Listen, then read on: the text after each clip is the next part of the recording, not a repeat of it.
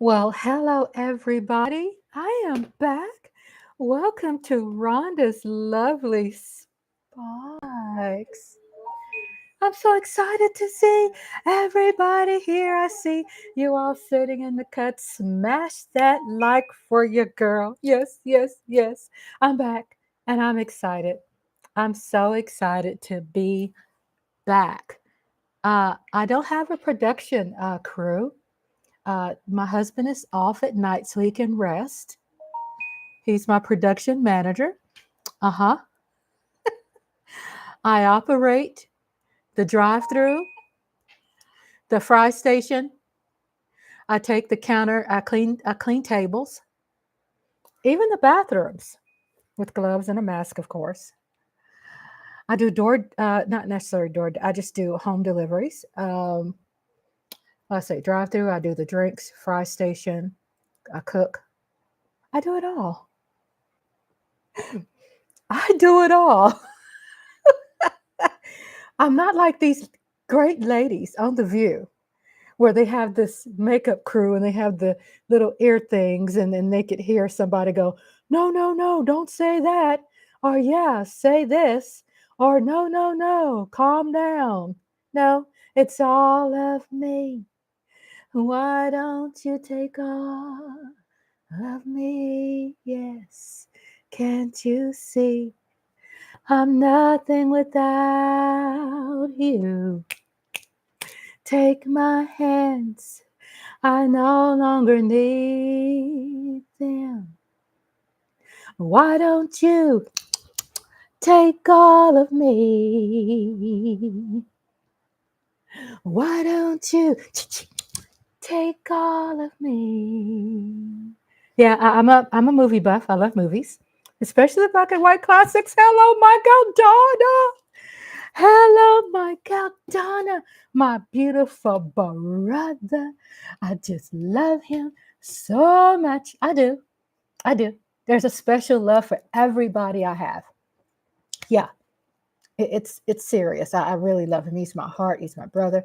He has my back. He reminds me to make sure I drink water. He makes sure that I take care of myself. And he makes sure that I am up on the up and what's going down. And I appreciate it because I just am doing other things. And I plus he supports me in providing good stuff for everybody. And he always has great stuff to share. A shout out to Reese's Cup. What?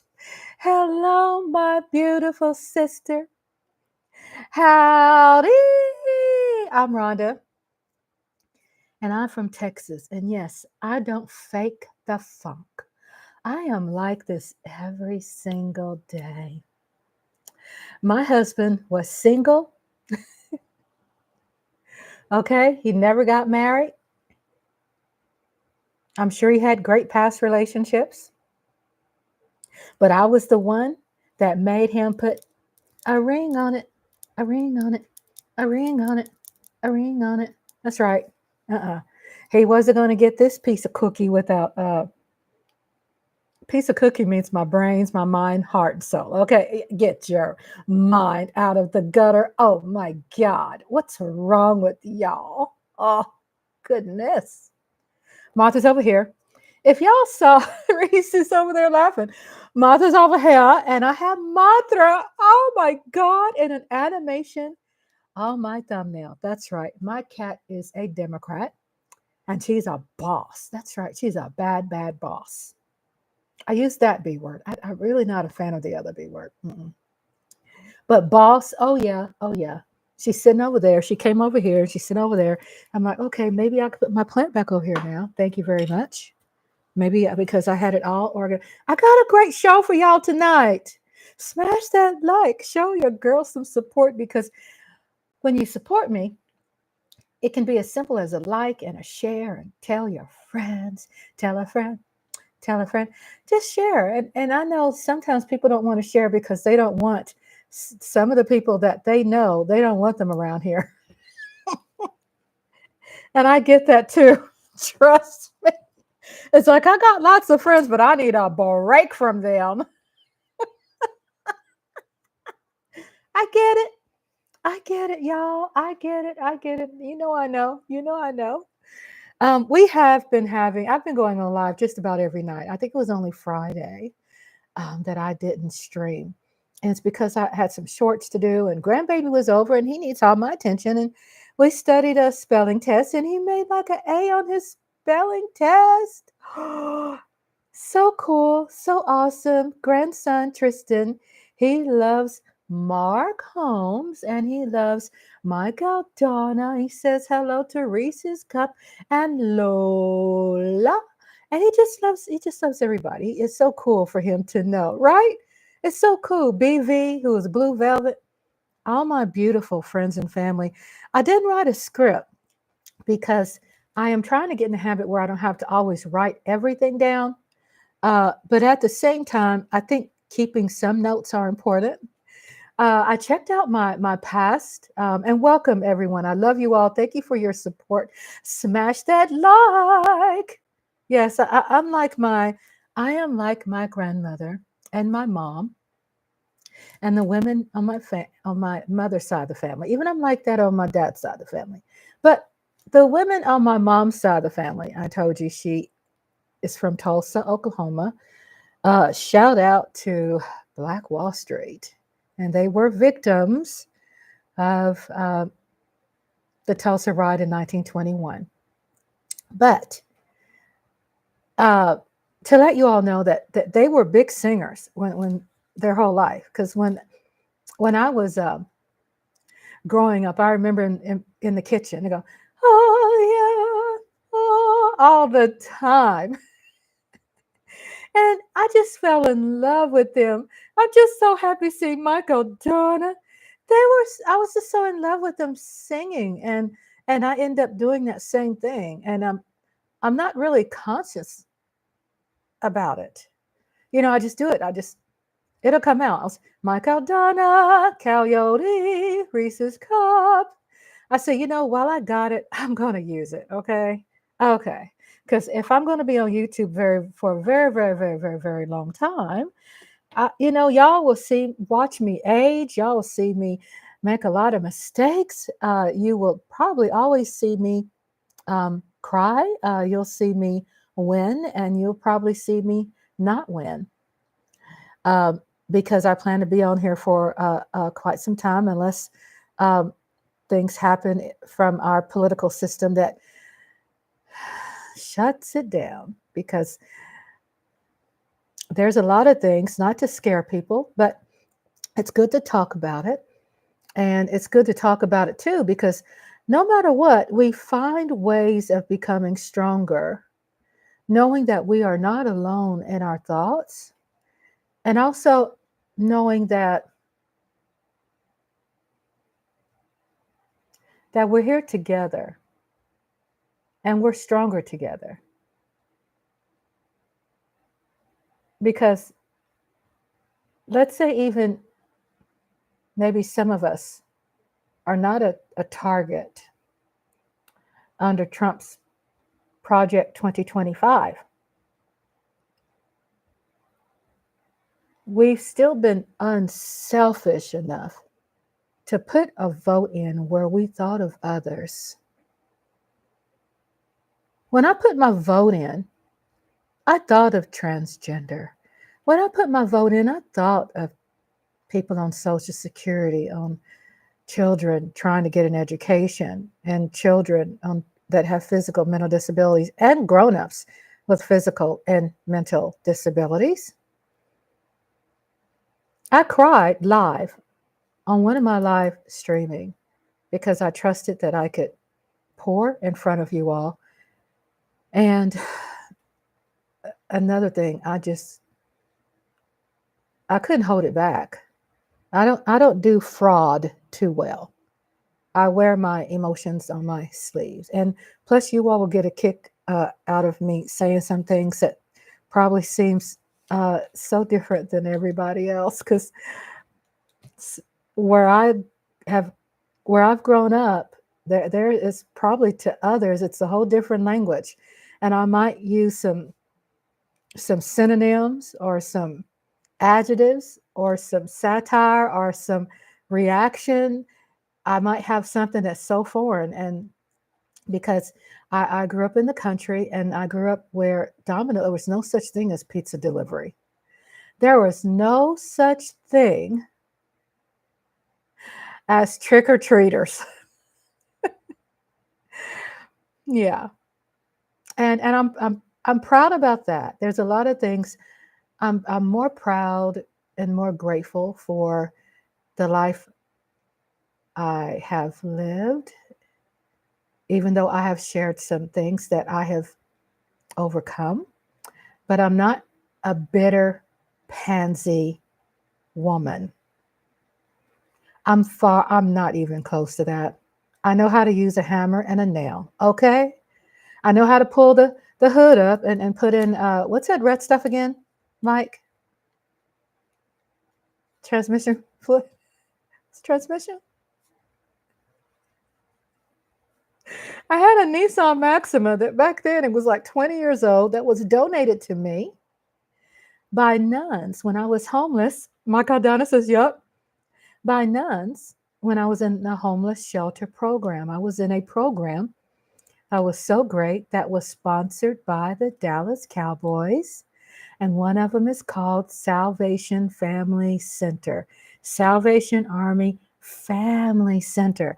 And I worked my way up to that because once I graduated from that program, hey, I was on my own.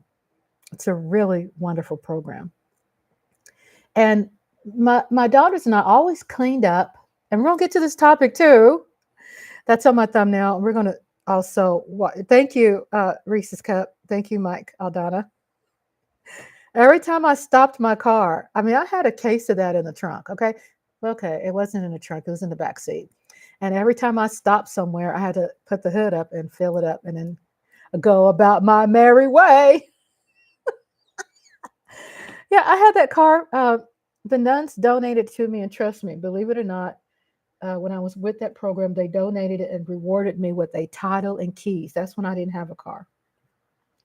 With the title and keys. This is Mothra. You know, I have to stop everything I'm doing for Mothra because she's laying over here and she's laying on the ropes, the remotes, and it's her way of saying, "Please, can you move that out my way, please?" Yeah. So I have to get out of her way, and then I have to pat her because she knows she's supplying me with emotional support, and I'm supplying her with emotional support. I'm gonna play some videos too. Sometimes, probably about 30 minutes in. It just depends.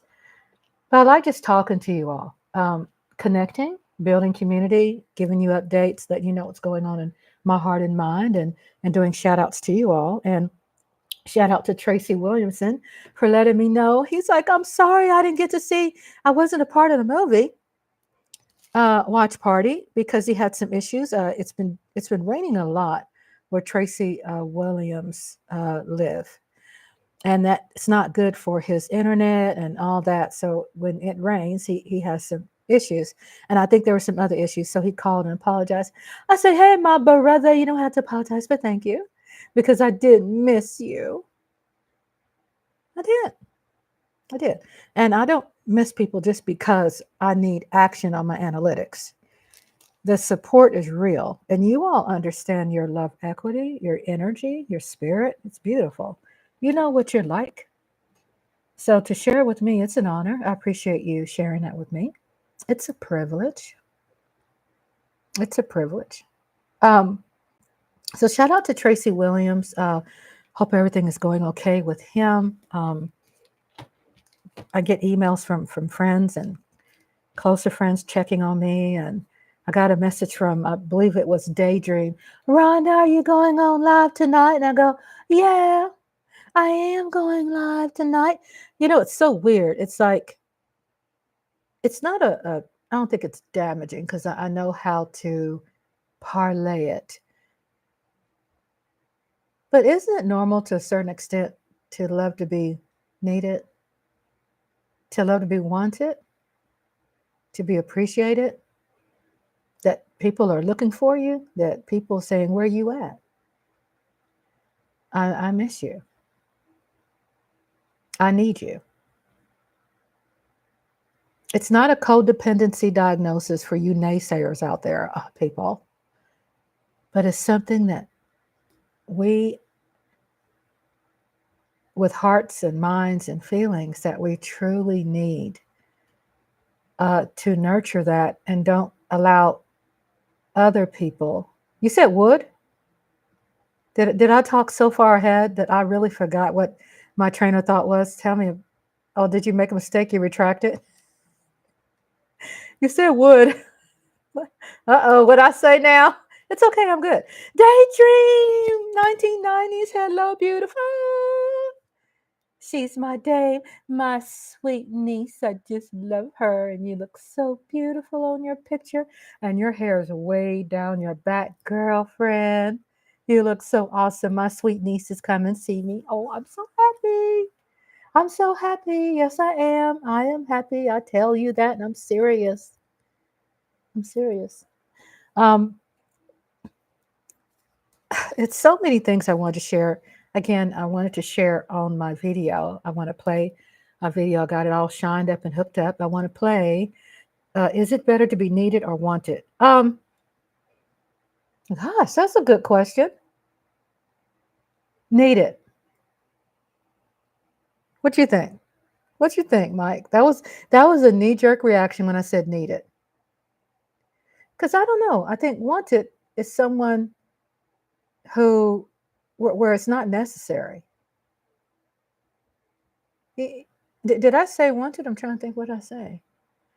I mean, you got what's necessary and what's just a want. And does want feel like it's something that's not a necessity? Y'all talk to me in the chat. What do you think? You pros that loves journaling, that loves going to counseling and bringing all that good stuff into this chat room where we can feel uplifted and better about ourselves. So thank you. Shout out to Naja Lista 90s. Hello, my other niece. What's up? I love you all. Give me your opinion, Mike Aldana. I'm thinking it's better to be needed. I guess that's a deep question too. Because do you want to be needed by everybody? Does it become a mental health problem where it turns into codependency? But then in their hearts and minds, they feel they really need you, and then you got some obsession going on. Is that a possibility?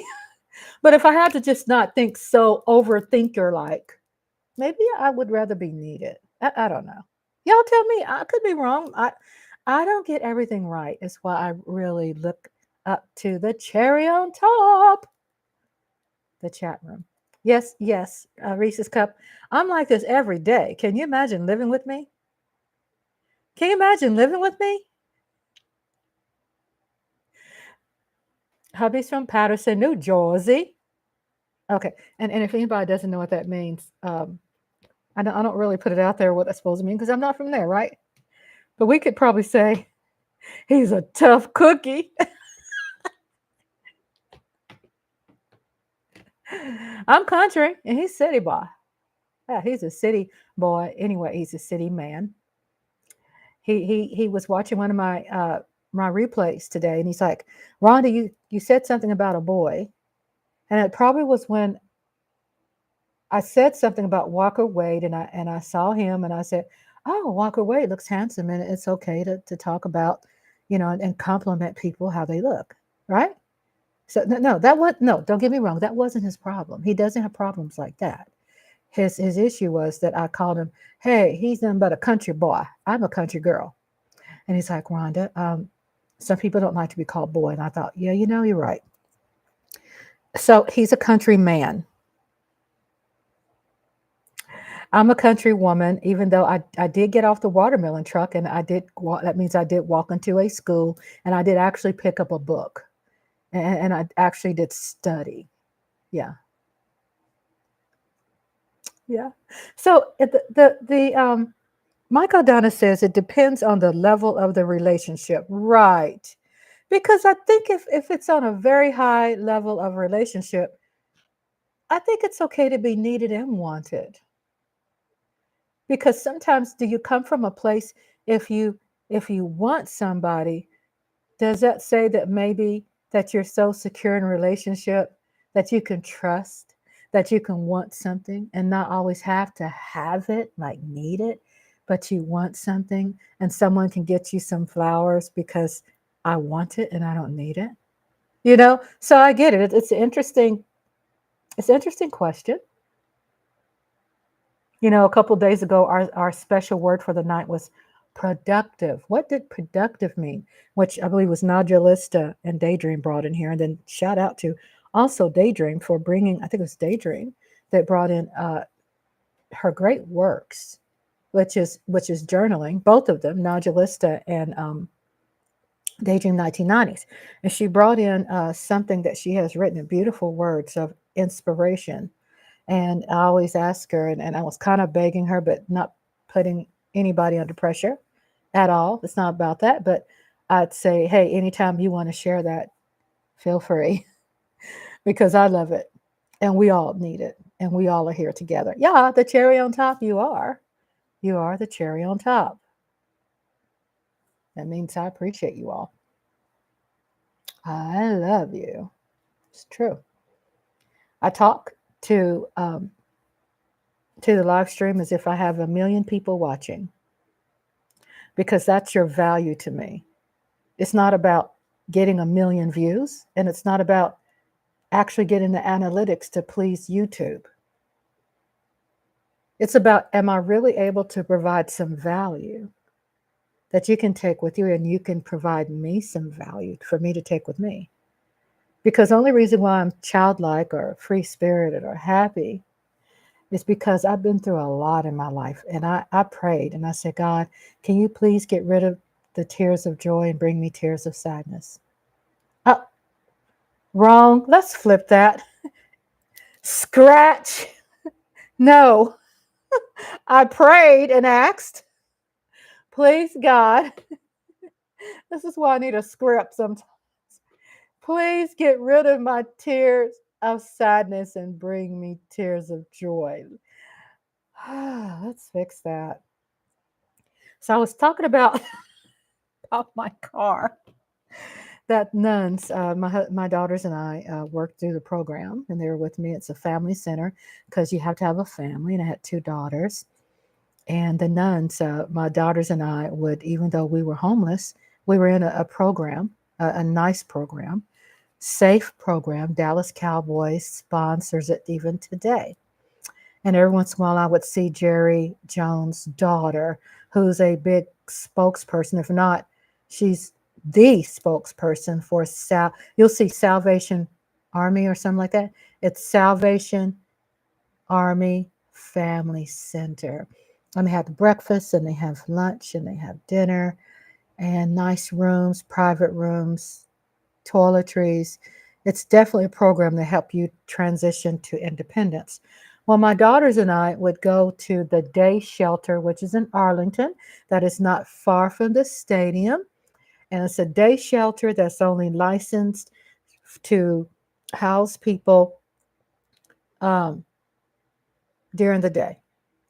And the day shelter had a night shelter up the street that's only licensed to house the homeless at night. And you have to take a drug test and things to get in there before you get in there, right? So my daughters weren't with me at the beginning of my homelessness journey. They were with me toward the end when I had the job, when I went to the women's shelter program, which was better facilities, right? But my first start, when I had to get out of a really awful environment, they took me in. I was happy. But just get back to the car. So my daughters and I at that time, just trying to let you know that no, I didn't put my daughters in a position around people who could be dangerous, right? So when I made sure that there was a program that complemented me having daughters, that provided that safe space and cleanliness and transportation to their schools and to their doctors, they did all of that. Thank you. Shout out to Dallas Cowboys. And for what I'm aware of is that probably every NFL football team has a great, incredible contribution that they make to people who are underserved. And a shout out to them. But speaking about my life, also getting back to what I want to share, was that during Katrina, even it was after Katrina, there was a lot of people still, um, you know, removed forcefully from where they lived. And so I remember there were times when my daughters and I would volunteer to pass out T-shirts, wet T-shirts, and bread. That was our section, was bread and T-shirts or pastries, mostly bread, and we'd pass them out to people who were worse off than us. And so we donated a lot of our time. I would go in and ask them to provide me some pine saw and some cleaning stuff and a mop and a broom. And in the day shelter, that's where people hung out during the day. It just was filthy as crap. Smelled like pee. And I was homeless, just like everybody else. But I used gloves and I got a mask and I went in there and cleaned it up. Mopped it, scrubbed it, cleaned the bathrooms, had fresh toilet paper. I even had a newspaper that was donated, Wall Street Journal. They donated the newspaper there where people could sit down and read a paper, right? Because just because you're homeless, bad things happen to great people. Bad things happen to good people. And bad things happen to me. That stereotype we really need to stop because if someone ended up homeless, it's because something happened beyond their control, period. If you see people, you go, oh, well, they chose to be homeless. Why? Because after they've already had a nervous breakdown, right? Or after because they couldn't afford medication and there's some mental challenges there and they couldn't rise above their bad occasion. So it's a lot of things that goes on why people are homeless. It's not someone's out there holding a sign and everybody that's holding a sign that they are a con artist. Not true. I'm the type person, even when I was homeless, I was in the program where the Salvation Army Family Center, you had to have a job and you give 60, you you invest 60% of your income. Let me have a drink, water break.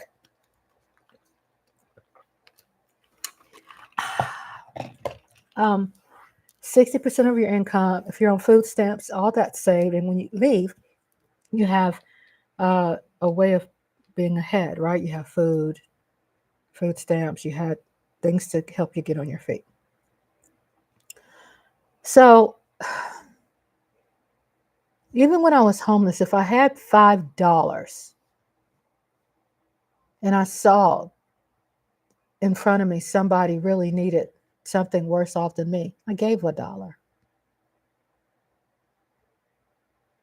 And I'm gonna tell you, every time I did that, not that I was looking for any gifts or prizes in return or rewards, I wasn't.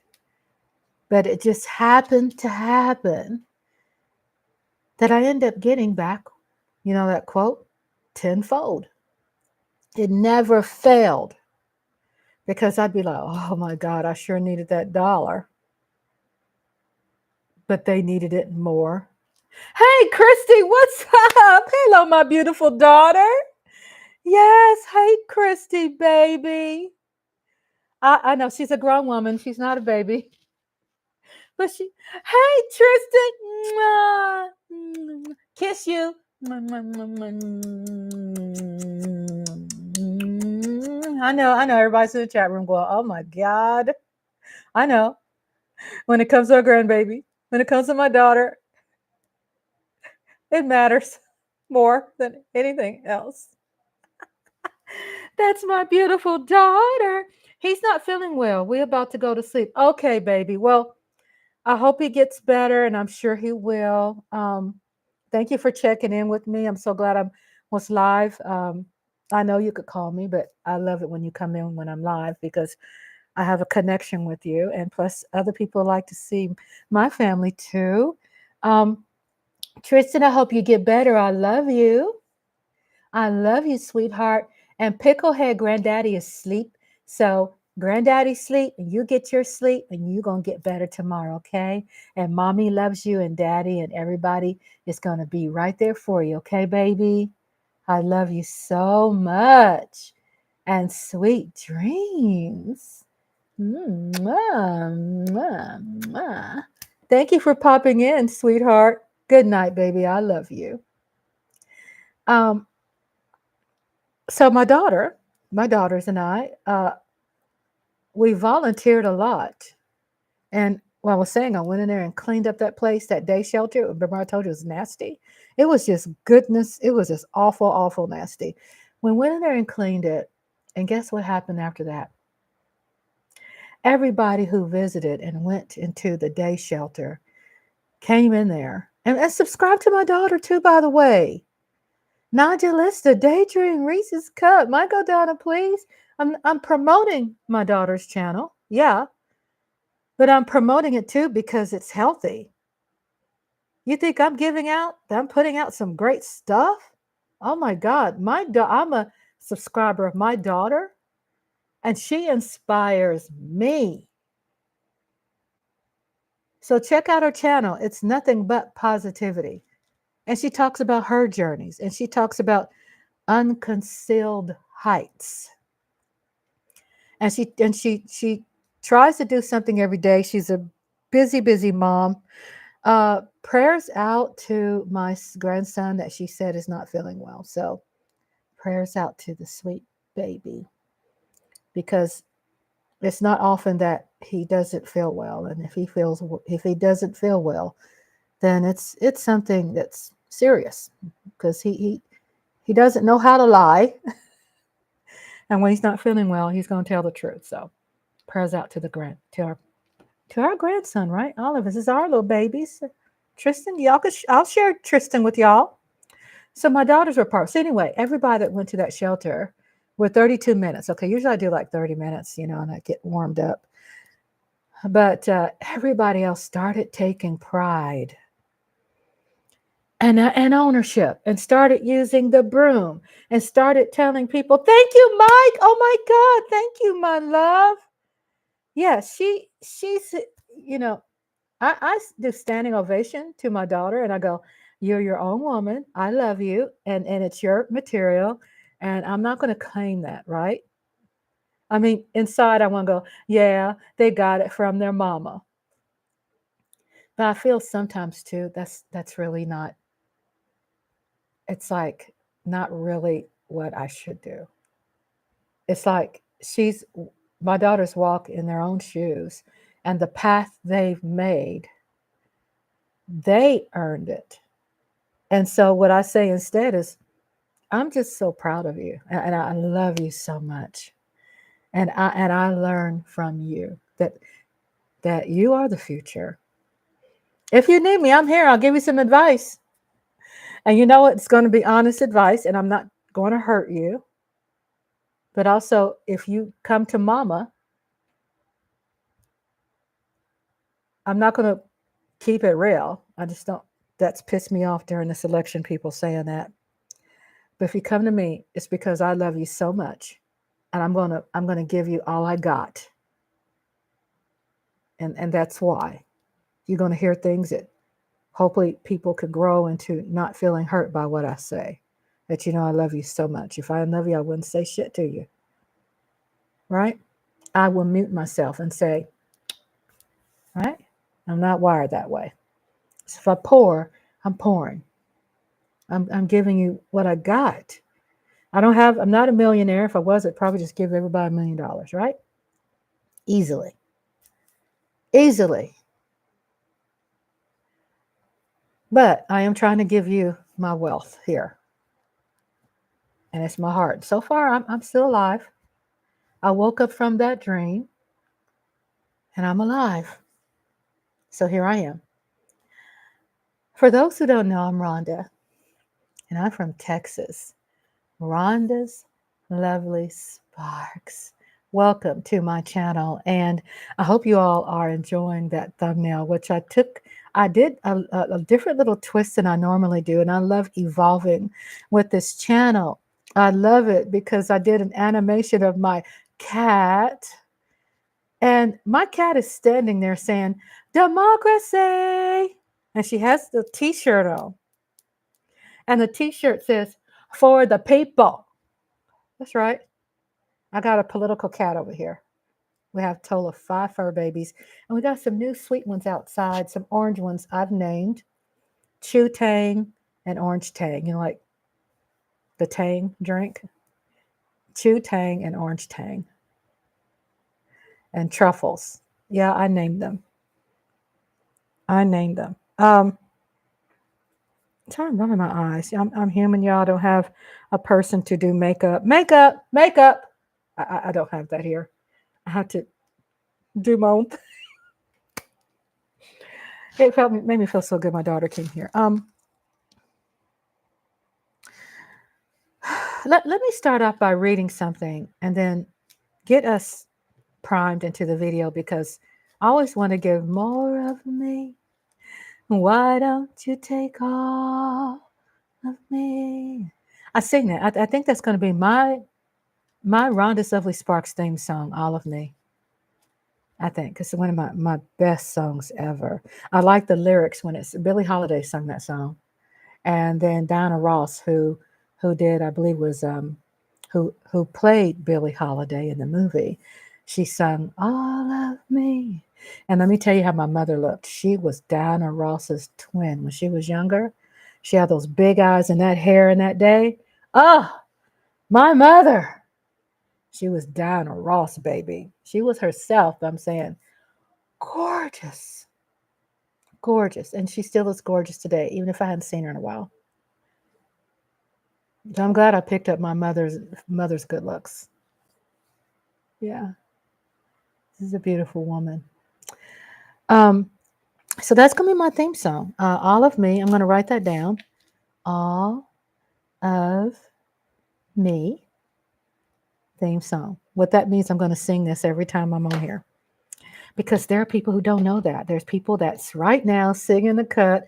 They haven't said anything in the chat room. I won't bite unless you want me to. You know what I'm saying? I won't bite. I'm not going to come at you unless you want me to.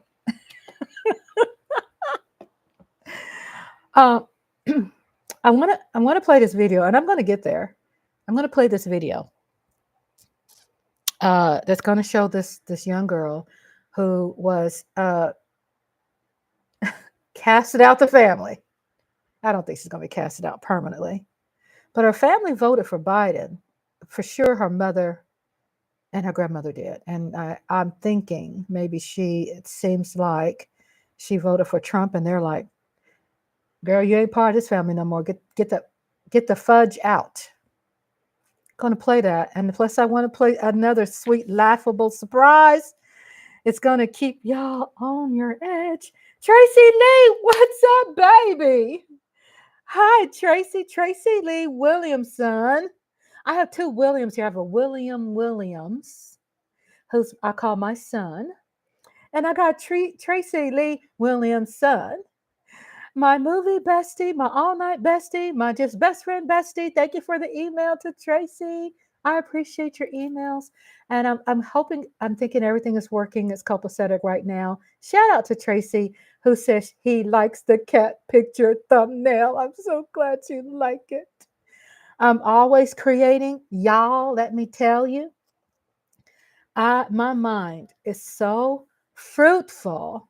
Did I name it right? Is it fruitful? Fertile? No, fruitful.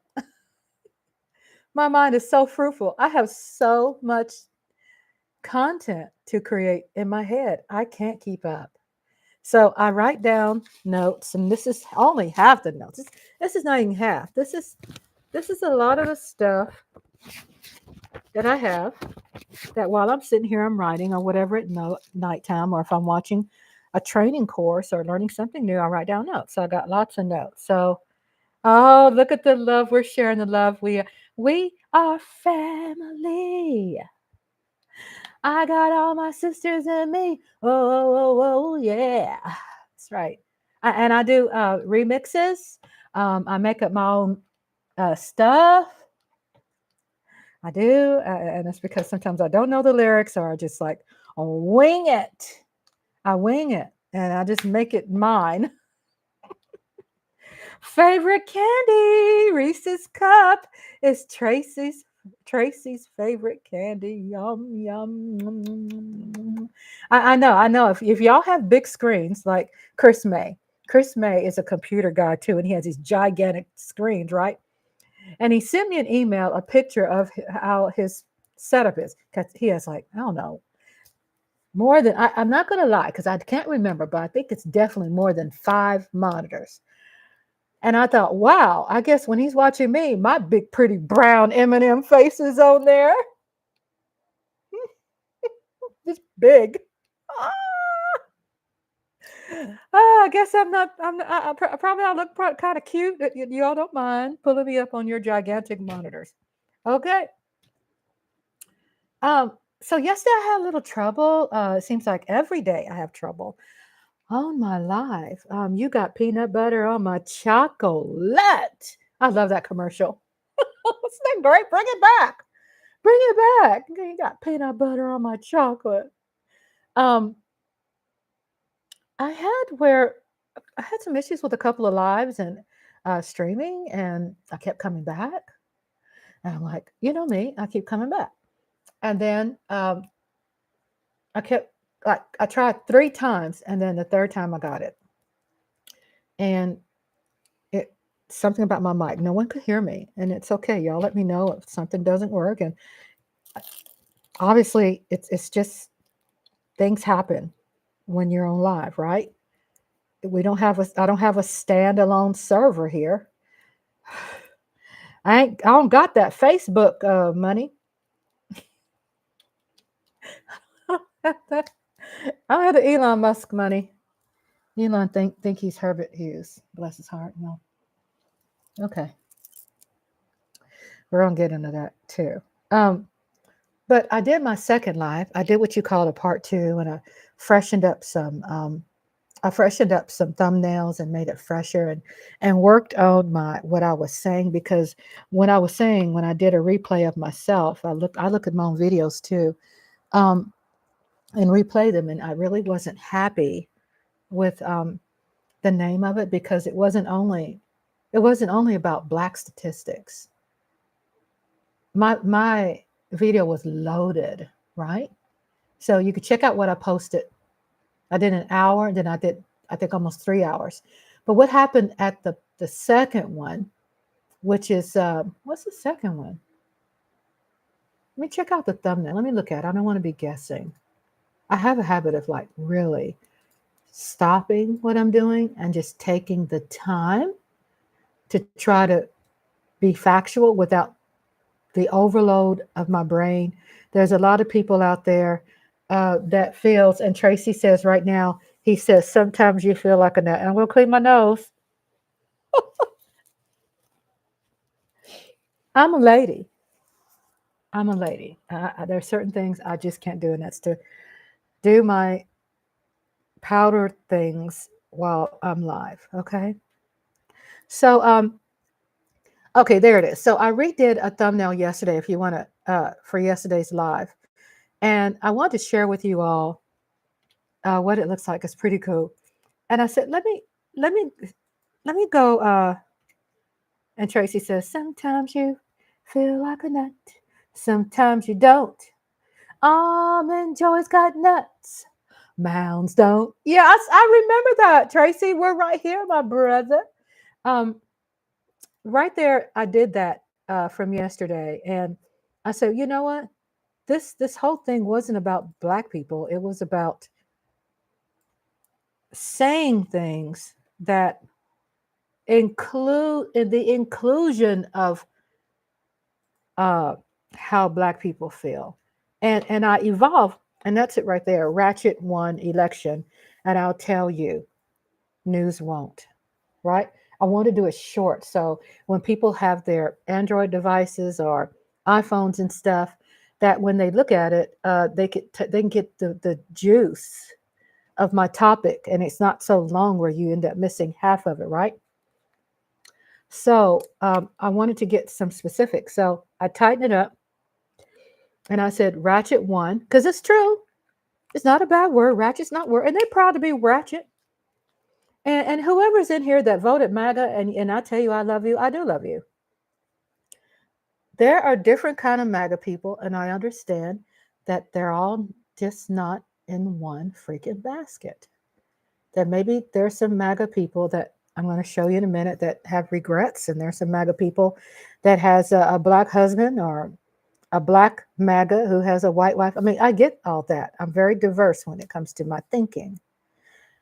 But I'm talking about, when I say ratchet, I'm talking about the negative ones. I mean, the ones who are ratchet. If you're not ratchet, this doesn't apply to you. So don't be giving me the side eye and the stank face. Okay? Don't do that. Because I'm far from being shallow. I'm not shallow. Okay.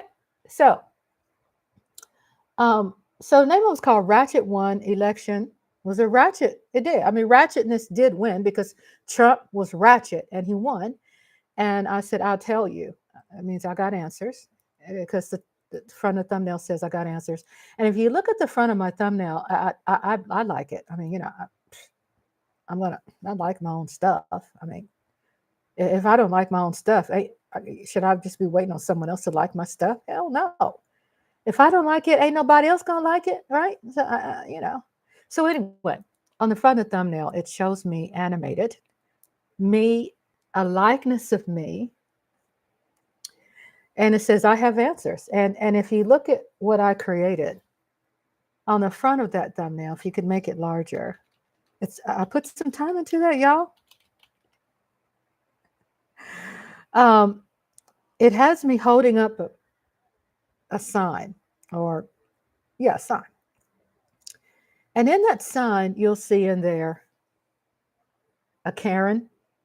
She's on the cell phone, and she's calling on the black kid in the swimming pool, or she's calling on the black kid that's selling water on the street with 100-degree weather, or right? A Karen. And don't be mad at me if y'all are sweet Karens out there, because I'm sure there are. And then you'll see there's a man with a bat, and that's like a January 6th. Even though he looks like he's wearing a Twitter t-shirt. Elon, right? Is that not cool? And then there's a black lady on there on the poster, and she's like, or he, probably a girl, real? Because I didn't have space to put keeping it real, but that's that word that's used a lot that makes me cringe, like nails scratching on chalkboard. Y'all kids know about chalkboard these days? Probably not. Probably not. Do y'all still use chalkboards? And then next to it, it has Project 2025, Plan to End Democracy. And I made sure that the words behind me on the stores was not going to resemble words and name of stores, because I don't want anybody trying to sue me. So I kind of did some blurred out squabble stuff for the names of the stores that are behind me, because we don't want to be calling out any store names. So I worked on that. I have fun redoing that. And if you see my little sign, it says Kamala Harris for the people. Kamala Harris for the people. So it's a likeness of me. And it's so weird that I have been learning, seriously, I have been learning how to put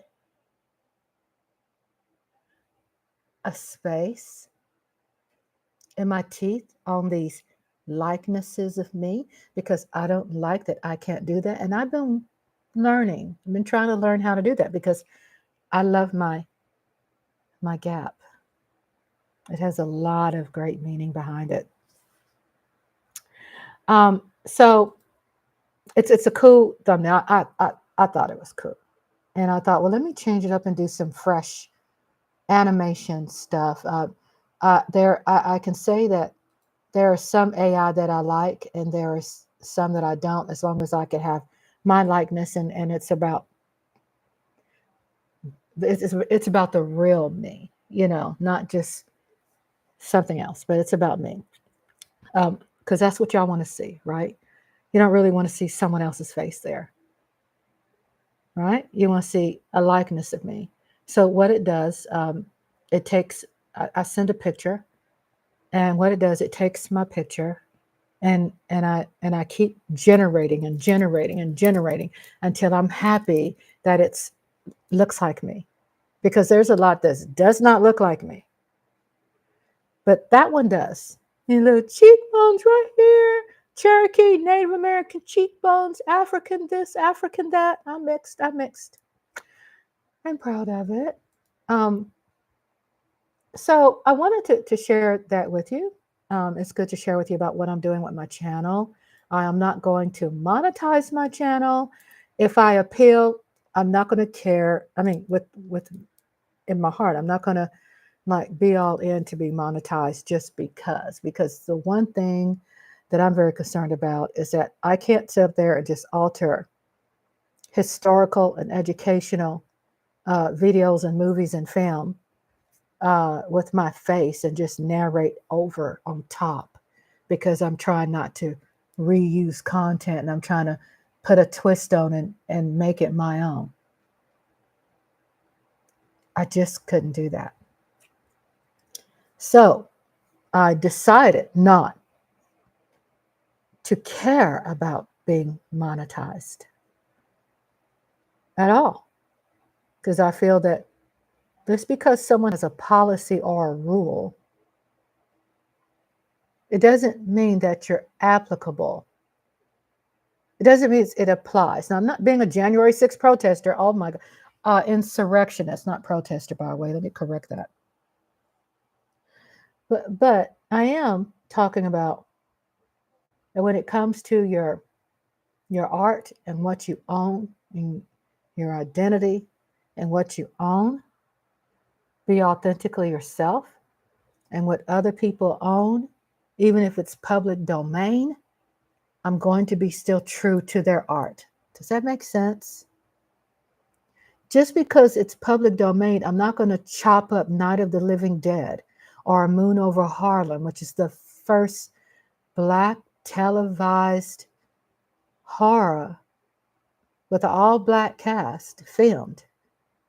Why would I want to chop that because it's public domain and make it my own? I have options here, and I choose not to do that. So I can live with myself, and that's what's going to inspire me. My inspiration will be killed, number one, if I can't be myself, and number two, when I can't trust myself. And I've lived alone with these 2 feet of mine. So far, God's kept me blessed with my 2 feet and legs. And those who don't have feet and legs, shout out to you. I love you, and you're great. Okay, so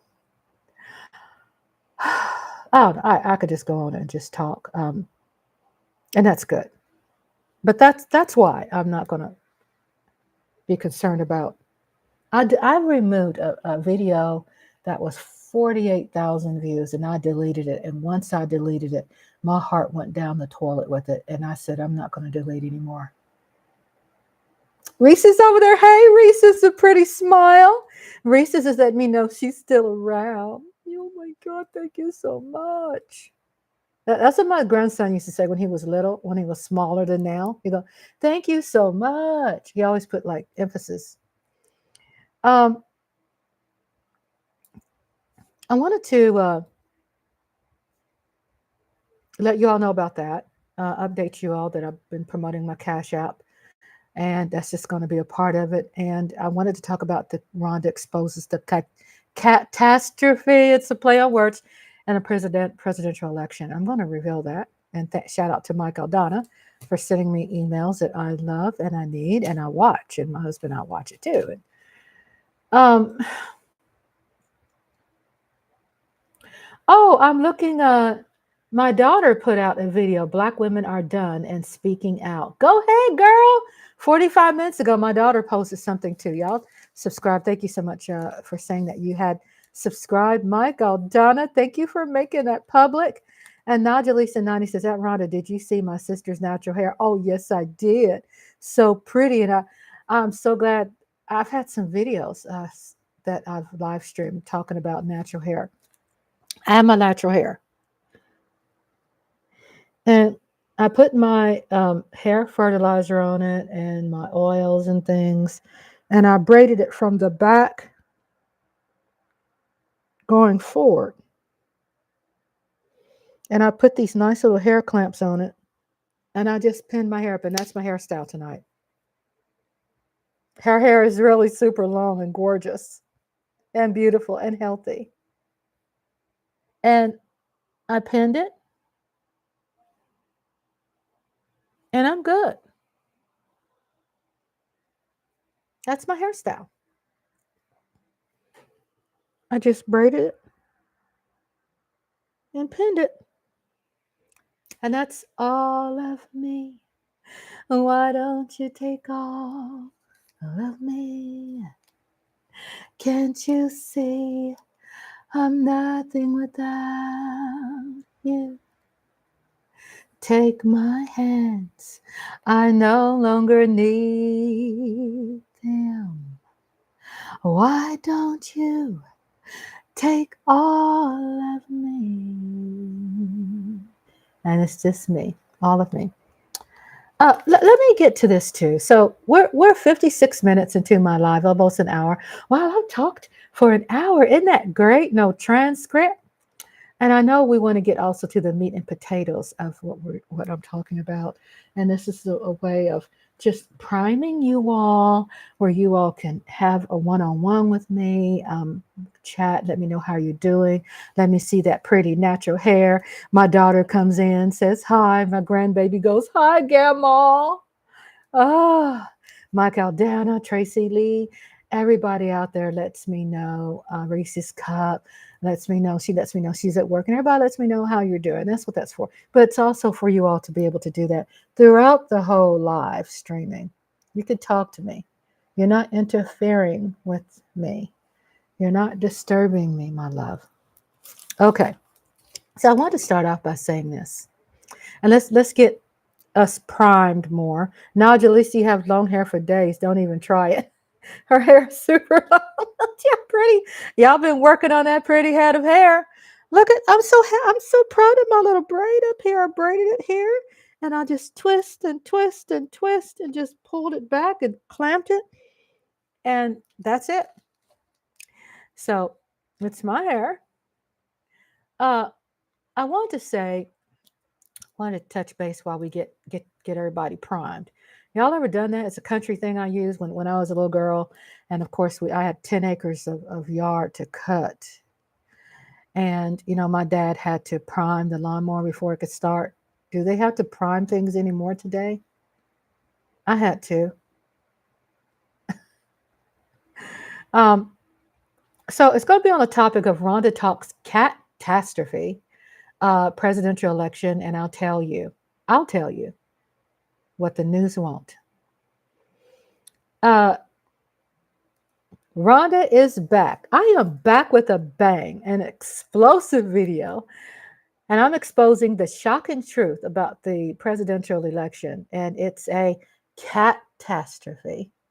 From voter fraud to campaign scandals, I'm going to leave no stone unturned as I dig deep into the heart of the election controversy, and there's controversy. With my trademark, wit and sass, I'm going to be taking on the establishment while they're going through their transition to the White House and calling out the hypocrisy. And you won't believe what you're going to hear, because it's okay for us to be shocked. When we're no longer shocked, that means we have fallen into their spell, right? It's okay to be shocked. So buckle up. Get ready for the most epic takedown of this election season. I'm Rhonda versus the system, and you won't want to miss it. Check out my description, beautiful people, and you all will see that information is put into my descriptions. So when people, if you're on your devices and your phones and things, that you can still tap into kind of get an idea of what the video is going to be about. You can check that temperature by going into the description.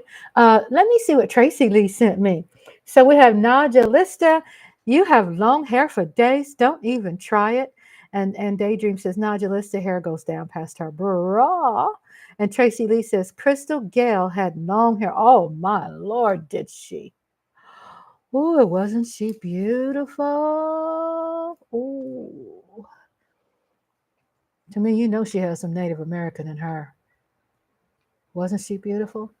And Johnny Cash, my dad, as a matter of fact, is a big fan of Johnny Cash, and he would have his vinyl records. And when my dad would say when my mom and dad dated, and or after they got married, and he would buy them and he would play them, and my mom just was kind of disgusted, but my dad loved Johnny Cash, and he bought Ray Charles's album too, country album, by the way. My dad's from Louisiana, okay? All right. I'm from Texas, okay, by way of Louisiana, Kansas City, Missouri. And I love country music. I mean, I love lyrics, period. I don't think it really matters the genre. I don't think I have a favorite genre. I think I just love great ass music, right? And Nigel says, I keep telling everyone that me and Daydream are twins. Oh my God, y'all are. And y'all met here. Oh my God, y'all met here. Just love you so much. The description that I've been putting a lot of more emphasis in probably within the last 3 weeks, and it's like I don't care if I spend 30 minutes, an hour on a description. I strive for perfection in my descriptions, and descriptions is really incredible. Thank you, baby. It's soft. My husband buys my clothes for me, and he bought this for me a while back, and it's a long dress. It's a maxi dress that goes down to my ankles. And it's soft and it's cool. And it has these little ruffles. Folsom Prism. Yep, Johnny Cash. And you know what happened when I was growing up? I ended up loving country music too because it was in my ear. My grandmother, of course, my roots on my dad's side is from Louisiana. Greenwood, Louisiana, which is on the border of Texas, right? You got Wascom. And you got Greenwood too. And you got Elysian Fields. Okay, I say that clearly. So if y'all want to look it up, it's on the border of Texas. So my dad said when he was a little boy, Elvis Presley, a boy named Sue. Right, that's the song. When he was a little boy, my dad grew up working on a dairy with his dad. My grandfather worked on a dairy. He had 2-3 jobs, right?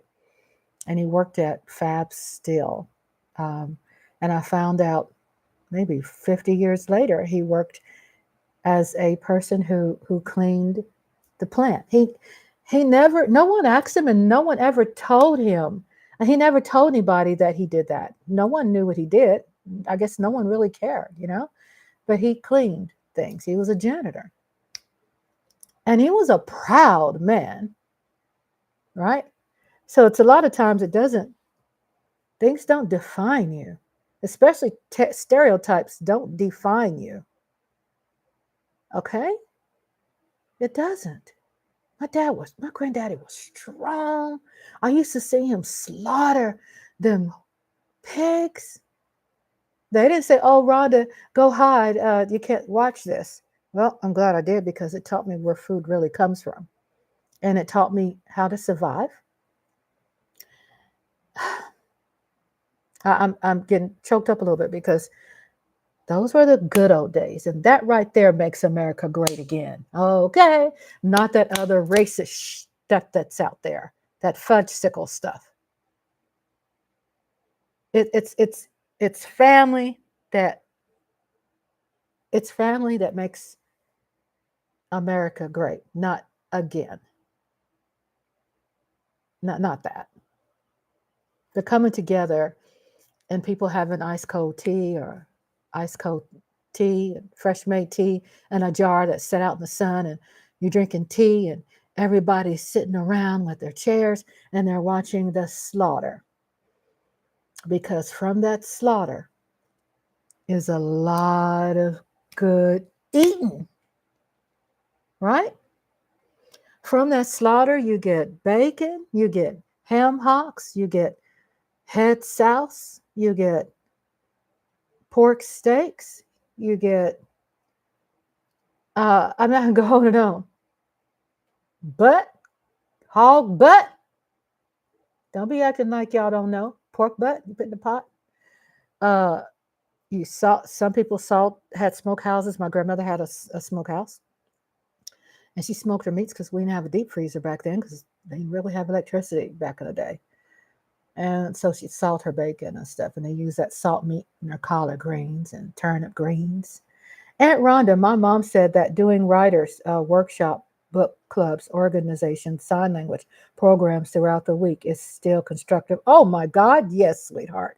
And shout out to your mom too. Oh my God, pig's feet and pickles, pig's feet. I mean, I could go on and on and on. Cracklins, oh, that was my favorite snack. It wasn't potato chips and Cheetos, and we ain't had no money for that. Ain't nobody got time for that, right? So we had cracklins, which is like it's pork skins, but it ain't the pork skins of today. Hog jaw, hog maw, oh my God, yeah. And we sat back as a family. Pork rinds, we sat back as a family and watched them do the slaughter. And you know what happened? My granddad always had a couple of friends with him that he worked with, or they were deacons of the church. Um, Friends, and back then, neighbors uh, helped neighbors. It was your lifeline to respect your neighbor because you needed your neighbors, right? And they always came through. If they went deer hunting, they shared some deer meat. If they went hunting for beavers, they brought you some meat. They always shared what they had. They shared it, whether someone quilted something as a birthday gift, you know, they would give you a knitted quilt or a homemade pillow. Ain't nobody had a Walmart back then where you could just drop $100 and buy you a mattress. That wasn't happening, honey. Back then, they had to stuff those mattresses with whatever they had. And a lot of times, if you were lucky, you had goose feathers. But if you weren't, you just stuffed them with whatever. Possum stew, right? Possum stew, hot water cornbread. They said when you marry a woman who has the recipe to the hot water cornbread, that you married wealth. What does that mean? And I'm so glad, Nadalista, is it Nadalista? I'm so glad, Daydream, that you went out to dinner with your mother. So glad about that.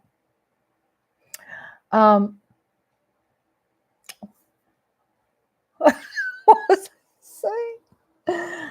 Oh my God, I got a lot of stuff on my mind. I got money on my mind, I got mind on my money. Not really, no money over here.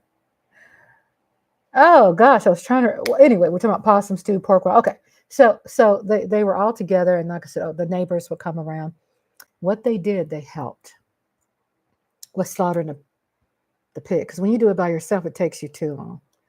If you have a whole crew, maybe some beer, maybe some moonshine. I don't remember my granddaddy having much moonshine around, but sometimes there was beer, and the reward was that when you had more people helping, they also was given a piece of the meat.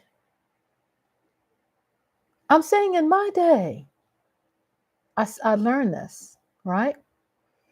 And we shared the meat. They took it home to their wife. And that piece of meat was like having gold. It's food. People really didn't want you to pay them any money for anything. You helped me build a barn.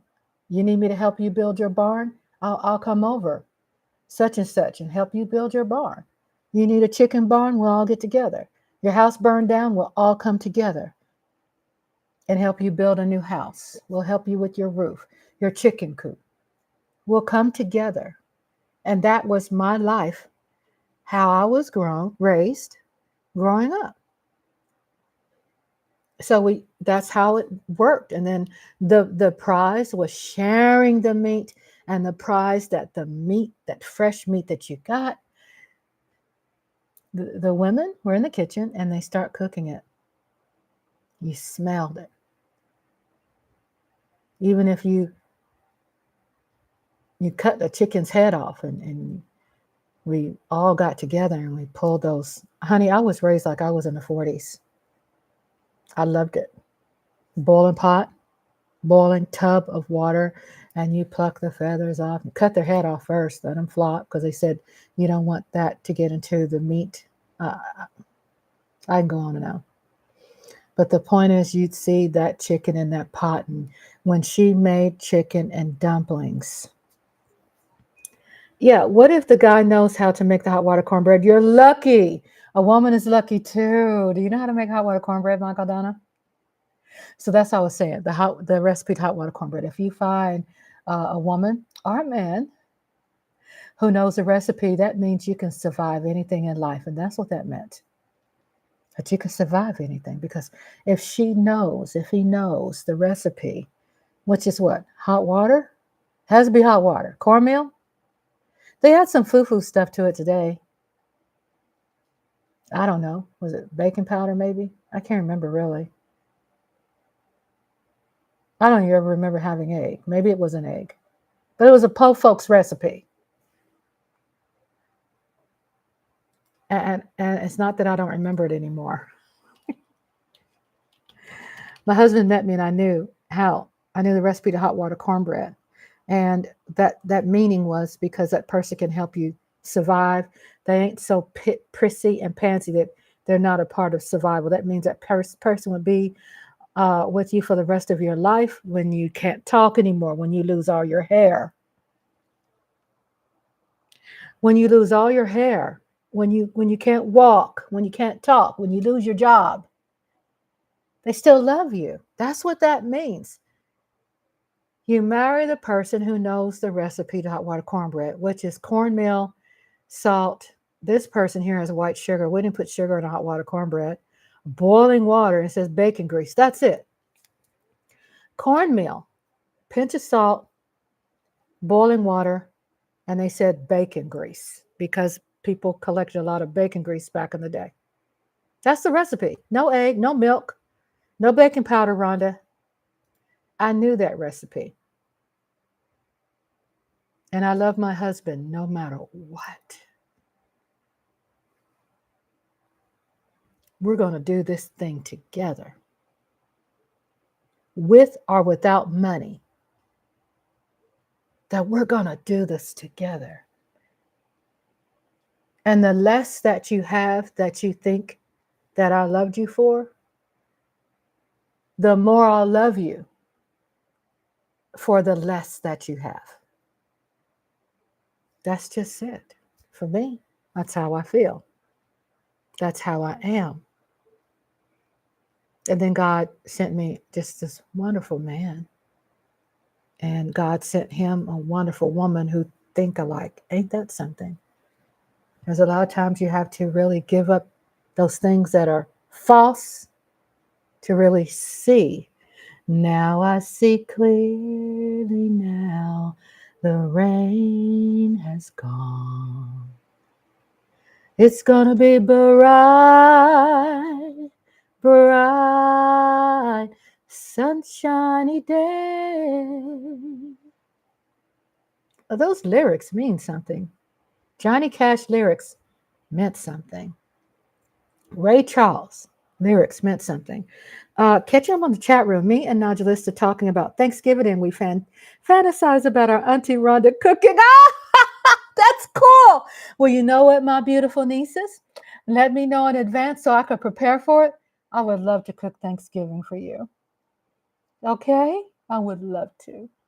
Y'all can come see me, my babies. I mean that. I mean that from my heart.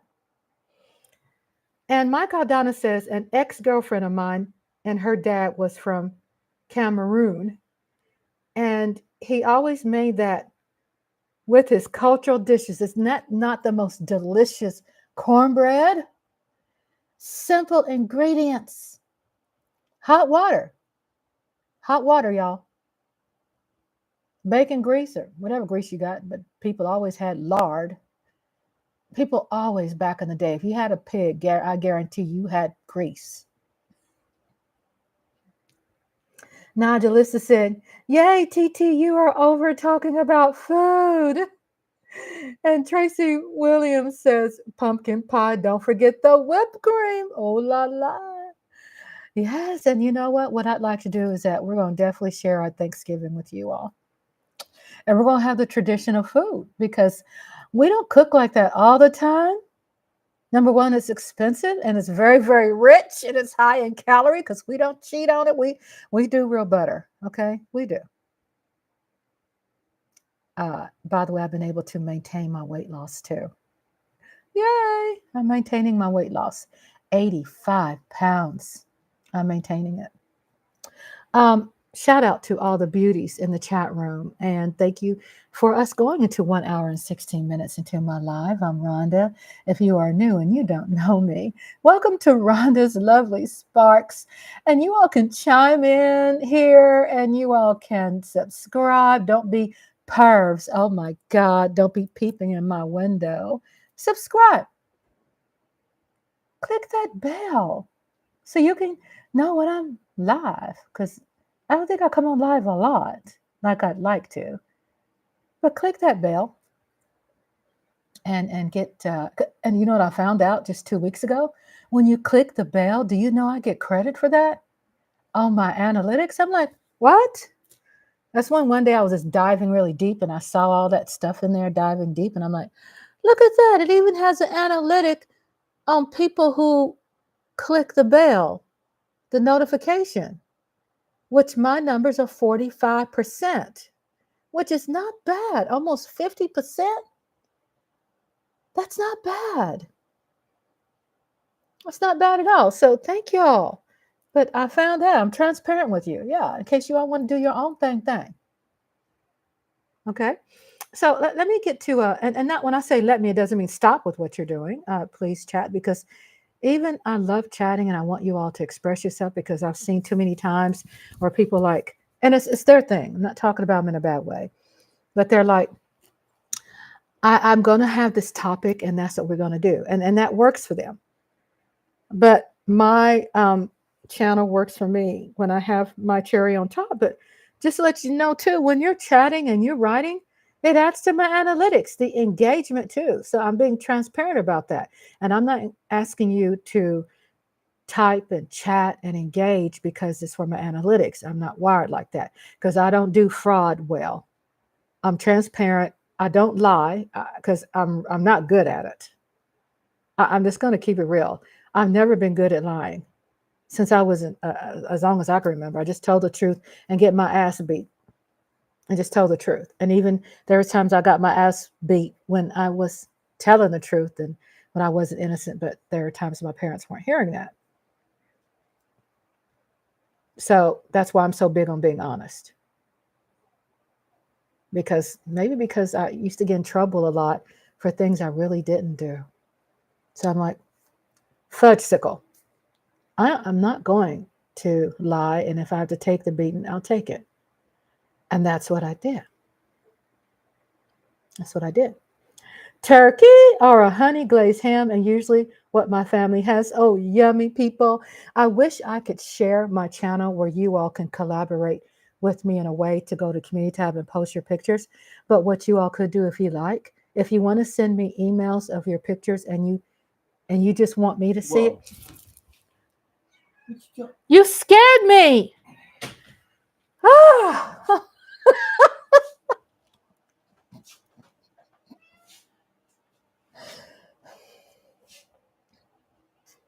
See, I don't lie well and I don't do fraud that easy. Reese's Cup said, me too. Oh, he scared me.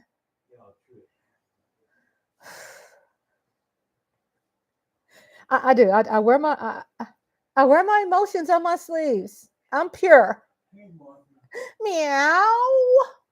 Kitty cat's over here. Kitty cat's over there. Kitty cat's loving on daddy because daddy just got up. That's my husband. Sometimes when I'm very excited, I call him daddy. Even though I'm just, do you like me calling you daddy? He said he don't care. Okay, that's good. I just want to make sure I call him something that turns him on. Daddy. Mike Aldana says, Andre waiting for the right moment. He knows I'm in the zone, sucker. Yeah, I like blaxploitation movies too. Rudy Ray Moore. If y'all think I'm turned up earlier, I'm all the way up now because hubby's up and I'm going da boom, da boom, da boom. Yeah. I'm hey, I wasn't all the way up before. You get can you bring me some peaches and a spoon? Yeah, there's some peaches that came in today, right? And plus we get Meals on Wheels to come in. It's on the second shelf, and there's a little peaches that's in a cup. Oh, peaches in a cup. Yeah. I tell people what happens here. We're not embarrassed. Meals on Wheels comes in once a week and brings us 5 meals. It's really my husband's eligible for it. I'm too young, they say. But it's very thoughtful and it helps. And they bring some snacks and they bring some things, because we understand, groceries are expensive and it helps. I mean, it contributes to helping us. So Najalissa 90 says, I'm very sensitive and emotional and I wear it on my sleeve. People call me a drama queen. You need to tell them people call you a drama queen. Say, no, I'm just human. And if people are not able to express themselves, then maybe they could not be such a robot and be more human. Say that. Or if you want to be nicer, just take it and tweak it. I give you permission. Okay, so I wanted to share with you all what I was reading earlier. Then we're going to get into the videos. I'm not trying to tease you like the best is for last. I don't do that. I think what I gave the beginning of my of me doing commentary or reading to you all, I think that's my best too. I mean, you know what I'm saying? I don't think I have a bad side. I want to outline also the issues surrounding the election, such as allegations of tampering or misinformation that I have been researching since I've been a voter. It was just want to tell people it was a very, very quiet election, wasn't it? Just too quiet. Too suspect. Too quiet. Transitioning's too quiet. Everything was just too quiet. Thank you, my love. Are you going in the room? Yeah. Well, you don't scare me next time? I wasn't trying to scare. Yeah, but what you do, make some noise with the door. I did. No. I did. You can knock. Say, hello, honey, I'm coming in. It is, but you know what? You better compromise. He's laughing. Thank you for the peaches, by the way. No good, sucker. No good, sucker. When you scare me, you're not going to get sweetness out of me, honey. When you scare me, I'm going to get real pissy. I'm live. Okay, I'm okay. I'm trying to open up my peaches. Yeah, I'm being serious. Um, I get pissy. I have pistivity going on, and he did. He messed with my life. It's why you see me really get pissy at him when I'm live, because I know it's going to happen. I know he's going to try to scare me, and he did, and he knew exactly what he was doing. I'm trying not to spill these peaches. I don't want juice in my keyboard. So I use my letter opener. I try to be discreet, even though right now I'm frustrated as well. I was probably holding it like a knife, like psycho. Yeah, gotta take a bite. I love these peaches. Mmm, mmm, mmm. So good. Um, get to chat room. My jaws. No, he was just there. And then Tracy Lee says, Jason, Halloween. He's like, too quiet. That's right. It's just too quiet. Andre? Come back out. Okay, he opened the door again, but he was letting Mothra out because you know Mothra, the cat. She tells us what she wants. He gets up out of the bed and lets her out the room because she says, she has a different meow for that. But,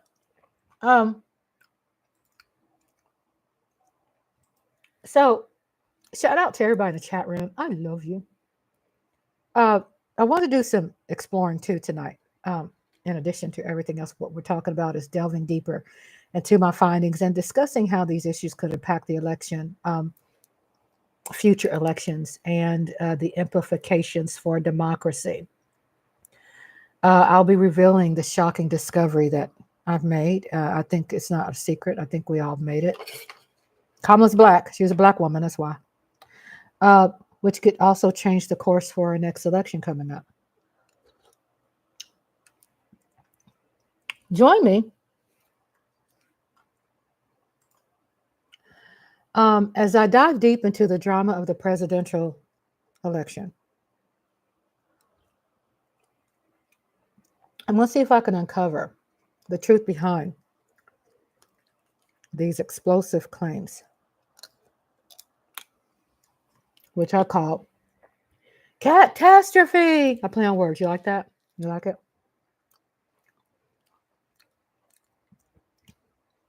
If you all don't know, I used to be a political operative. Oh my God, doesn't that sound like CIA-ish? What that means. So I used to help with political campaigns, Democrat. Yeah, my brown ass was in the middle of the winter on a Christmas parade holding up sign for the person I was politicking for.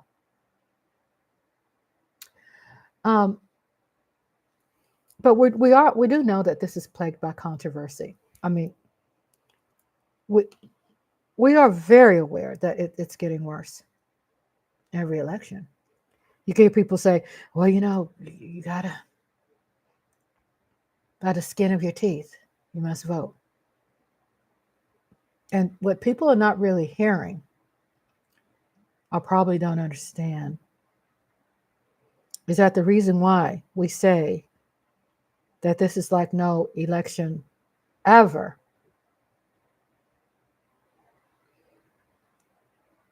is because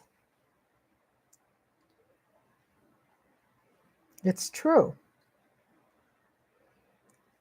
We got people out there spending millions, and as Kamala's case, at least $1 billion or more, just to try to get people to pull that lever or fill out that ballot, or if it's computer, generated, whatever. I mean, God, we have to spend that much money to get people off the couch.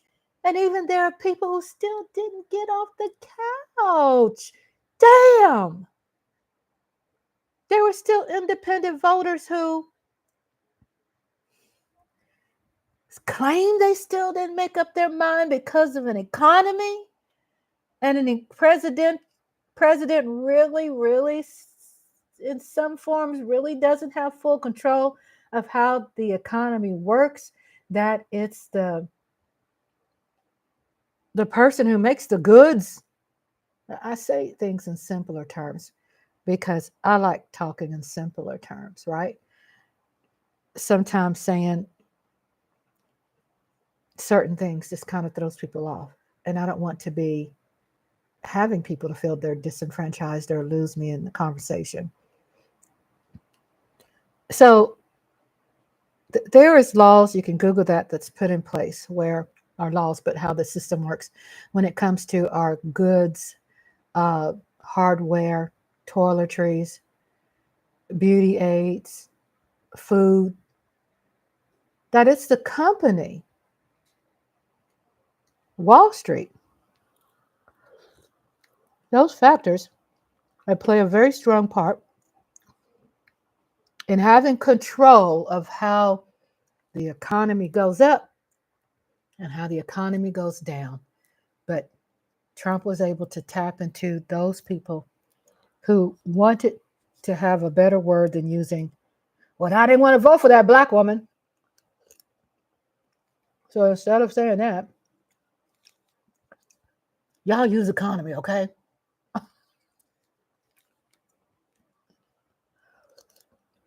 I'm not joking. If you don't know about politics, just say it's the economy.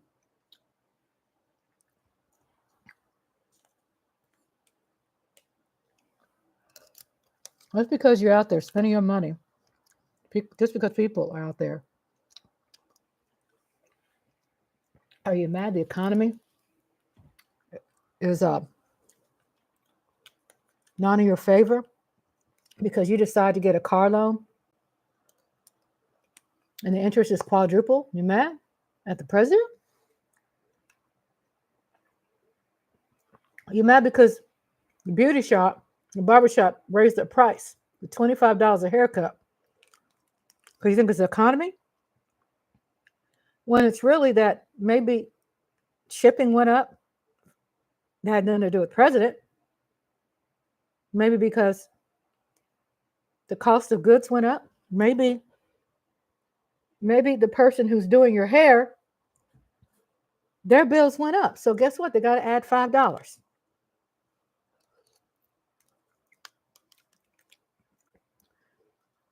Just because prices are going up, it doesn't mean it's really necessarily a president has control over that. It's kind of set up where a president really can't touch Wall Street.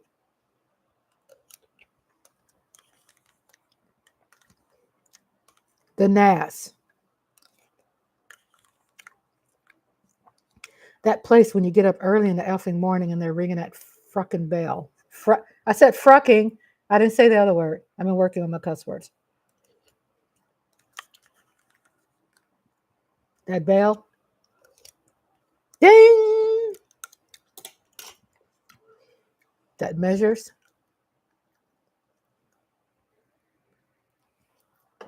Only reason why Trump's numbers went skyrocket after he got elected is because people were saying, oh, well, thank God we billionaires ain't going to be paying, paying taxes like the poor. Oh, he saved me millions. Well, let me do this too and get with my my investor at Wall Street and tell him what to do to make the Dow look sweet. Because that's what happens. People have representatives at Wall Street that gives them advice on what to invest in. Go high or go low. Honey, that is what controls the economy. I had to put this on my lips because I share with people because of the light. It burns my lips, so I have to moisturize my lips. So the chat room says, Nodulus and 90 says she's still watching Living Single. Kyle and Maxine, we're soulmates. Reese's Cup says, my coworker who claimed she didn't want to get involved. I knew what that meant. Right? There is people here, and I say people, that they're taught passive aggressiveness, and they're taught how to replace words with something else. Like use economy instead of saying that because she was black and a woman. Water break. Don't say that. Don't say the black word, because we need the blacks for Trumps. We kind of need him, but we don't, because I don't, he's probably saying, I want Kanye come after me. I don't want 50 Cent to come after me. I don't want Mike Tyson to beat my ass up. But then he used a metaphor about, can't you see? Trump used a metaphor, can't you see Tyson in the ring with Kamala? He meant like abuse her. I mean, beat her to a pulp. Metaphors. Being passive aggressive. Being chicken shit, basically. I ain't gonna say that. I ain't gonna say it. We ain't gonna put those Trump signs because we don't want anybody to know the temperature of the true climate. That we're gonna kick their effing asses. We're not gonna let them really know. We're not gonna be stupid to put those signs up. We'll just spend money to go to the rally, and we'll just put all our money into Trump shoes or shirts or flags. We'll put our money in that. We'll put all our money in that. Okay? But we're not going to hang up any signs because we don't need anybody throwing eggs, we don't need anybody toilet papering our trees and throwing eggs at our window. So, shh.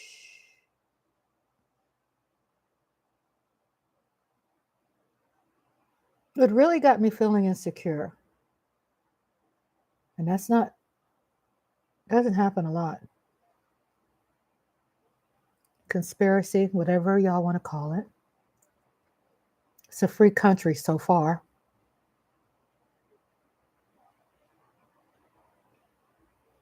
How did this election throw off so many people?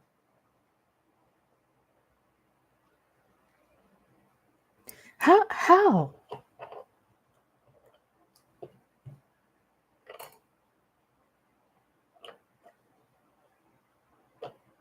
Y'all thought about that? How did it throw off legitimate leaders of this country? Legitimate news forces, experts.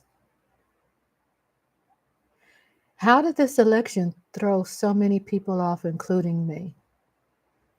No, Republicans. It wasn't that Beyonce was in it that I thought that we were going to win. Don't even go there, even though, yeah, I love Beyonce. Don't be saying that because Willie Nelson was up there singing that I got thrown off and I knew we were going to win because Willie Nelson was singing. I do love Willie Nelson. But I ain't stupid. My husband's laughing. He's laughing at me in the room. I ain't stupid.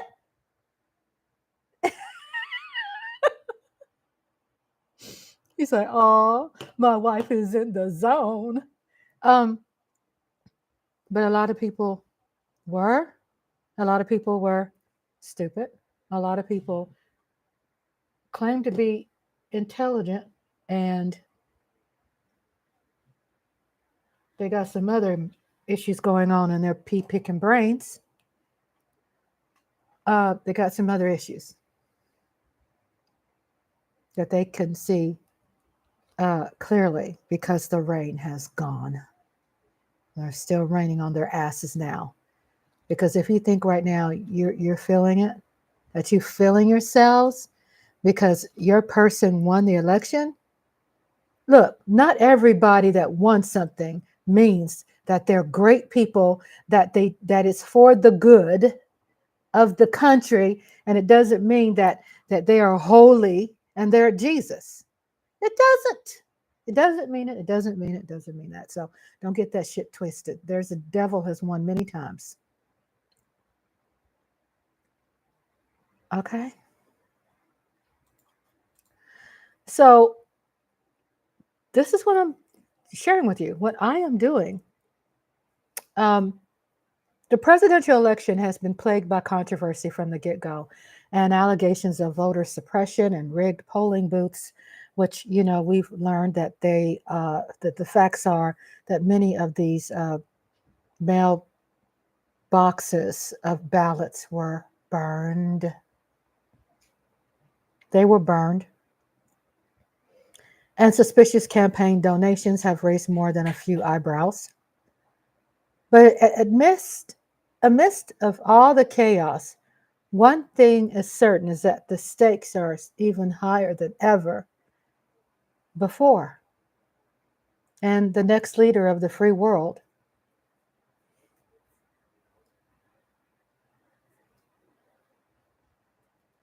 has been decided.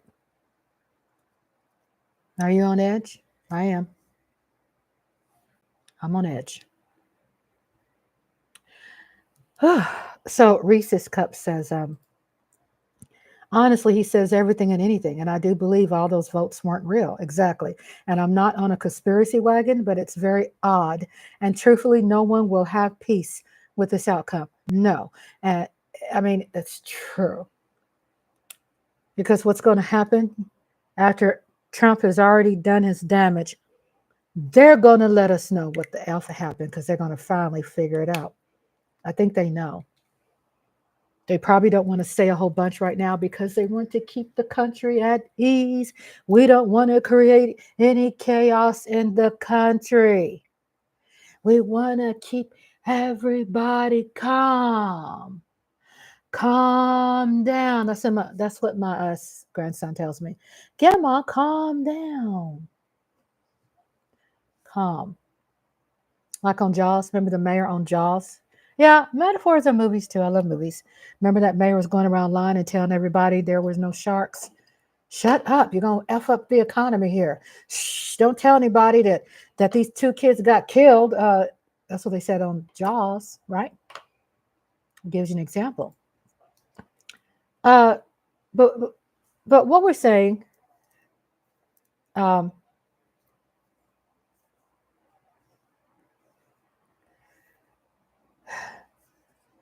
and hear this out, that some notes I wrote.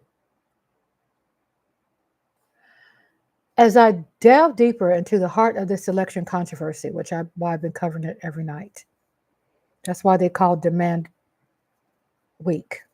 F that. Right?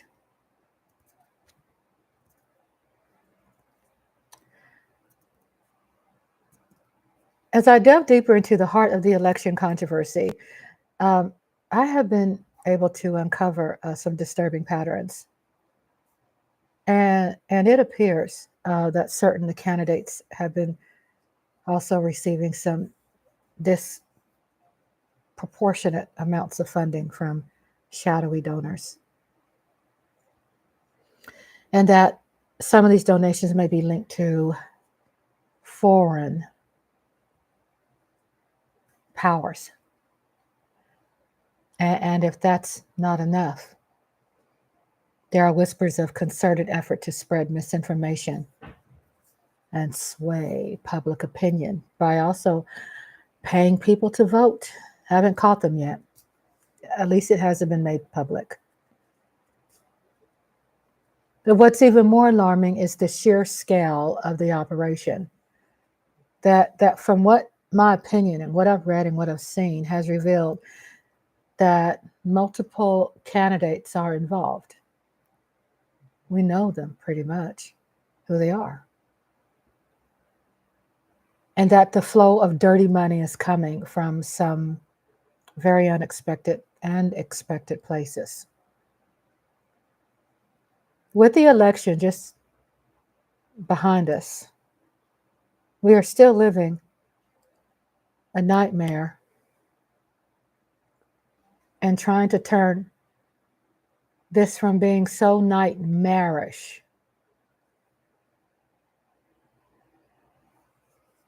That the integrity of this entire democratic process is at stake, that our democracy is at stake. And people could say, well, have we always been saying this every election? Yeah. And at every election, it has been at stake, because when you see people tell you to vote because our democracy, our process is at stake, and then when you're complaining and Biden's presidency, that the economy's bad, that's your weak ass go-to,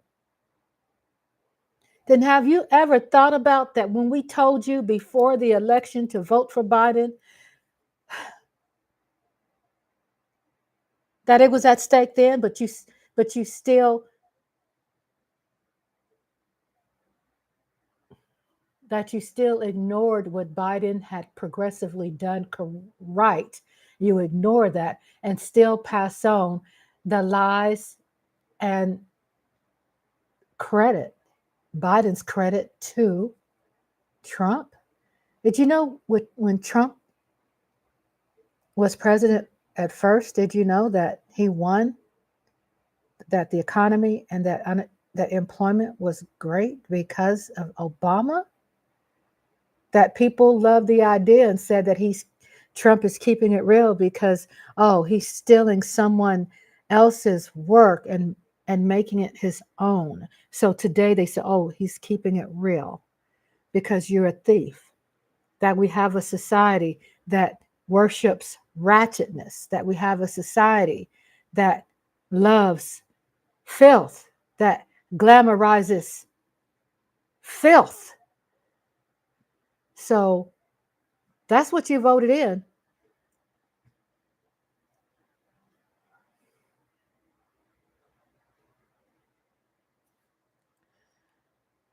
So in the chat room, says Democrats Reese's Cup. Yes, thank you. Right. That's why they call Democrats weak. And Daydream says, amen, amen, amen. Thank you. Thank you. The glamorizing filth. We call you a bitch and a hoe. You supposed to raise your hands up to the roof. Everybody put your hands up. You my bitch and you my hoe. This is all music is saying this stuff. Well, I'm going to bend over and twerk and spread.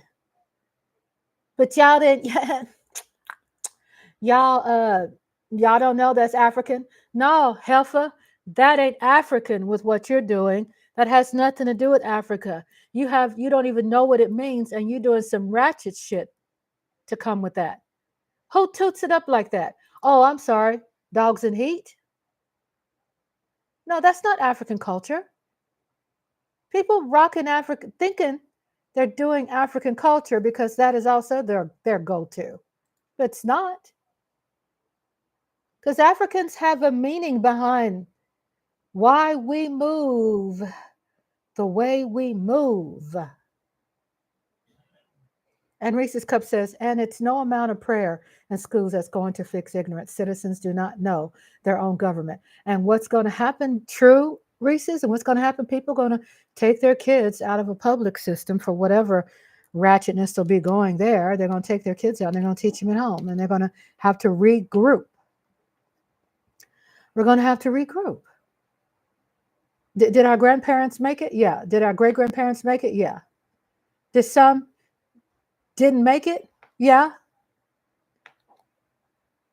What I've read through a video that I saw through Mike Aldana, there's Meacham that said something like, well, unfortunately, it's time for this to happen. And what that means, he's saying it's time for things to change, not because he wanted to change this way, but because it seems to be the math where America always fudges up, which is the other word, fudges up, because It's just time for it to fudge up. And unfortunately, the system is created. The morale of people, the evolution of woman and mankind,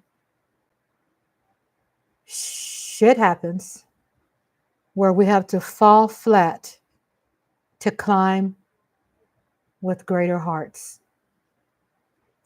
That we have to lose somebody so effing great to make change. And that's the history that's been contributed for better things, because unfortunately there's a lot of people who wait for something to break in order for things to change. There are people who worship the brokenness. There are people who worship the break because they feel that their momentum is on their side and they could gain a lot during this moment, that they know it's not going to last long, but they're going to gain a lot. But then you still have people that was making fun of Biden because they said he's too damn old. Well, guess what? Biden had a stuttering problem for a very long time when he was a child because of the times. And I'm not saying that he had times like me as a Black woman, but he had his hardships. And then when he lost his wife and his daughter in a car accident, his first wife and daughter in a car accident, they both died.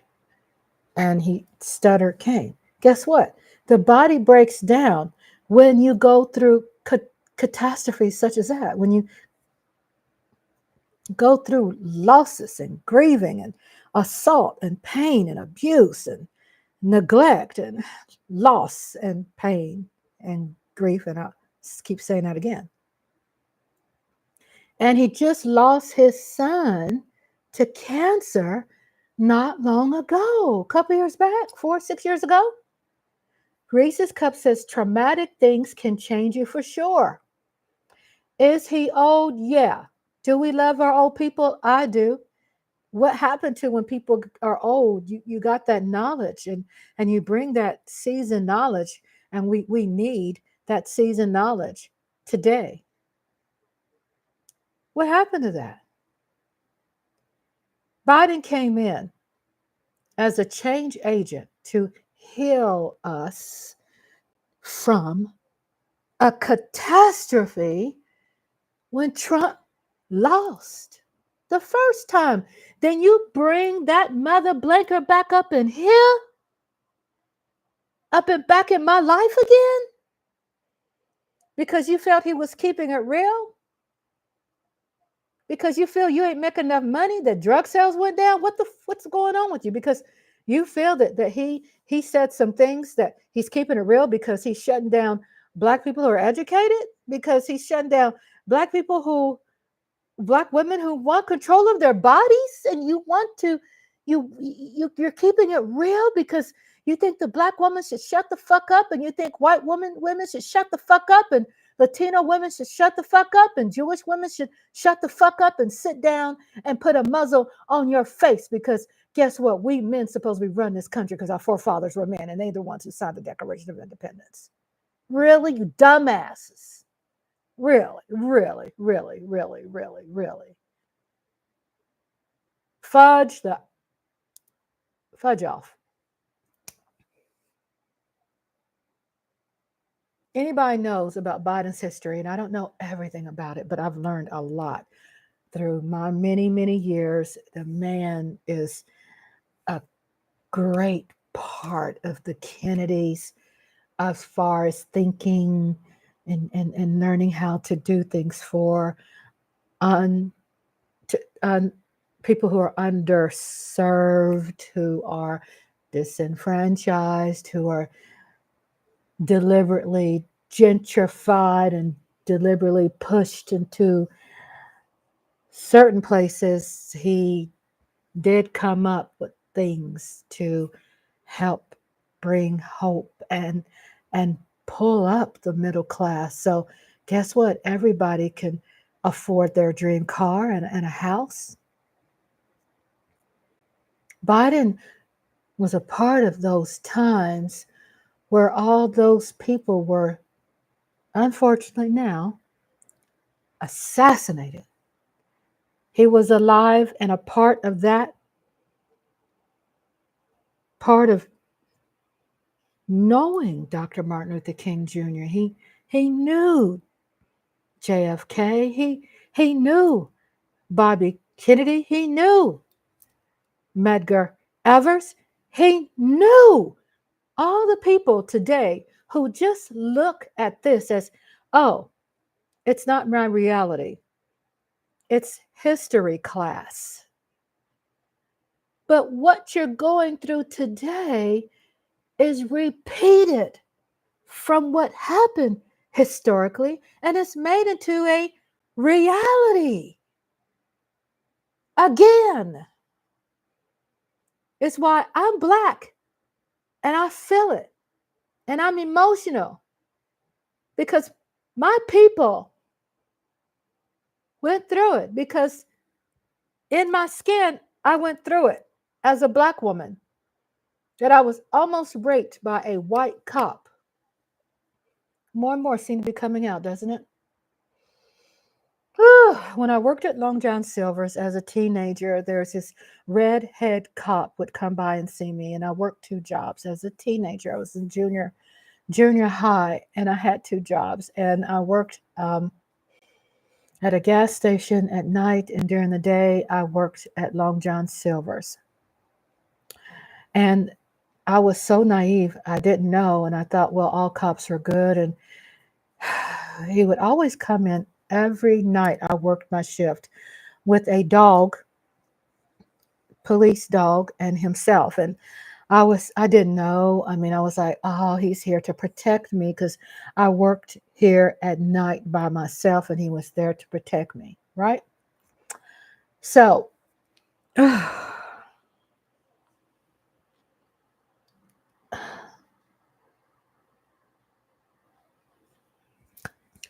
so at Long John Silver's, I noticed that he was showing up at my job at the it was called Roadrunner Gas, and where you fill up your gas. It was Roadrunner gas station. I worked there midnights by myself, and then all of a sudden, when I was working at day shift at Long John Silver's, I would notice this redhead cop would pop up, and I would thought, I was naive. I didn't know. I thought, oh, he's coming in. He wants to get something to eat. He's protecting me, right? Serve and protect shit. So I saw this happen quite often. I didn't know. I got off work. It was junior high school. I got off work. I'm having to relive this. Let me start by saying I'm okay and I didn't get touched or raped that night. Let's talk about that first, so you won't have anxiety, because it's not my thing to build you up to that. It's just hard for me to get it out. Nothing happened to me. Okay? All right. Now let me move on with the story. I got off work, and thank you, Reese's Cup. And I went to my car. I was driving my dad's car. I didn't have a car back then. It was a Thunderbird. And he was in the parking lot. And he rolled his window down. I was kind of shocked. I thought that was weird. Kind of gave me the chills. So scared, kind of like, why is he meeting me in the dark, in the parking lot, and I'm just getting off work? Now I'm seeing that you actually waited for me to get off work. This is weird. So I'm kind of standing far from him. He rolls his window down, and he goes, "Hey, meet me behind," because I worked right next to the mall, and I don't know if anybody knows what malls are now, but back then it still is a mall there, but it's got more businesses now. not stores and shopping experience. It has more offices. But he said, meet with me around the back. I was scared. And today you could still see it affects me because how I came close to really getting raped. And I know we're not supposed to use that word. R, analytics. He said, meet me behind the mall. I knew what behind the mall was because back in the day, my mother would order school clothes through JCPenney. So you go through the catalog area behind the back of the mall and you go into JCPenney's, and mama would order, she used to sew a lot back then. And she would order what you call fabric pieces, fabric things that you use to kind of map out your dress or your shirt. I can't remember that name right now. So he asked again and he said, hey, yeah, hey. And then he had some sternness. Patterns. That's it, Reese's Cup. Thank you. I could depend on my chat room. Thank you, my friends. I felt compelled because he's a police officer. He's got a gun. Okay? But somehow in my spirit, I had chills and stuff. And I was like, this doesn't sound right. Because I thought he was a friend, right? I thought he was a good guy because I saw him at the gas station. I thought he was there protecting me. And at least he made me feel like he was. Anyway, skipping through it quickly. There was a call that came through his radio, and the call was like on a CB, whatever the radios are. Breaker, breaker, da, da, da. Anyway, they didn't say it like that, but you get it, right? There's a call came through his radio. We got a such and such, such and such. In other words, on the radio, he had to leave. That saved my life. Let me put this away, my keyboard. That saved my life.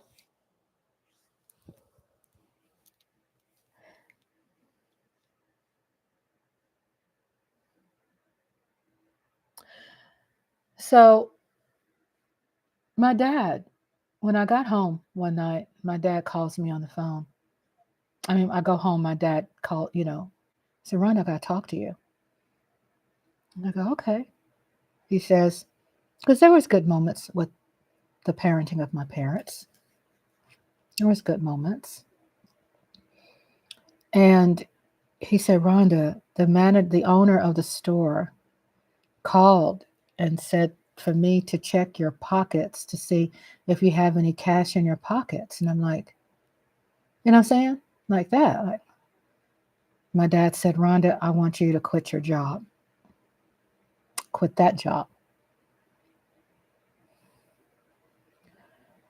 I said, okay. Found out later on. These are two different stories, but the same. The guy who was owner of the gas station, it hit the newspaper where he was being arrested for pocketing funds, for pocketing profits, stealing money, in other words. He would steal money out of people's cash registers and put it in his pocket, because I remember seeing him do that. He would go to my register, take some cash out. He would make us believe that, because he's the manager, it's his money, so we didn't say anything about it. We took money out of the register. But let me get to this cop. Do you know I ended up seeing, and I don't know how long ago that was after that, but did you know that the newspapers also hit, because that's where we got our news? And I was very young, junior high, and I was reading the paper. Did you know that there was an investigation of this red cop? That they're doing an investigation where a lot of black girls had reported that he abused them, sexually abused them, sexually assaulted them. And it showed his picture on the front page with his dog. I'm like, why they put the dog in it? Should have had found a picture of his lousy ass. It was under investigation. That could have been me. That could have been me. So the radio saved my life. I don't think I would have honestly went behind the mall. I wouldn't have. However, I was so scared. I had to drive all the way home and I had chills all over my body because I thought this man is going to follow me. Because guess what? He's a police officer driving a police car who's checked my address. He knows where I live. So it worked in my favor that for a long time, unfortunately, there was a lot of victims before me. So I wanted to share that with you all. Thank you for allowing me to share that. It's hard talking about it because there's things I just haven't talked about. Not alone talked about, I haven't shared it. I believe you because it's still done to this day. Divine timing on all accounts, right?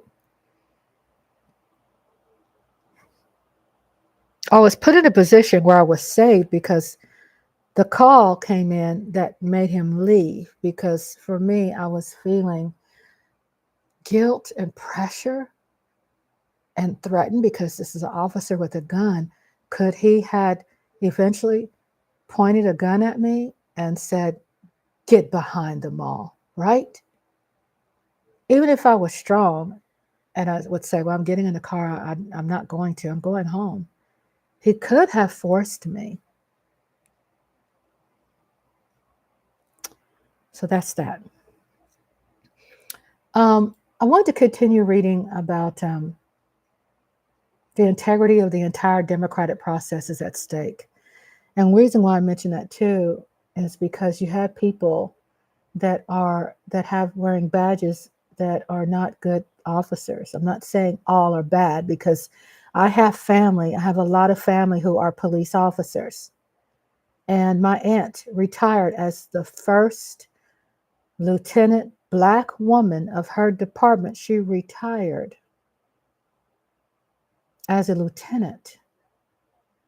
I have family members who are police officers. I know my dad was security officer manager for over most of his life, 30 years at least. So I always was raised around people who were disciplined, who respected discipline. So now we know what I'm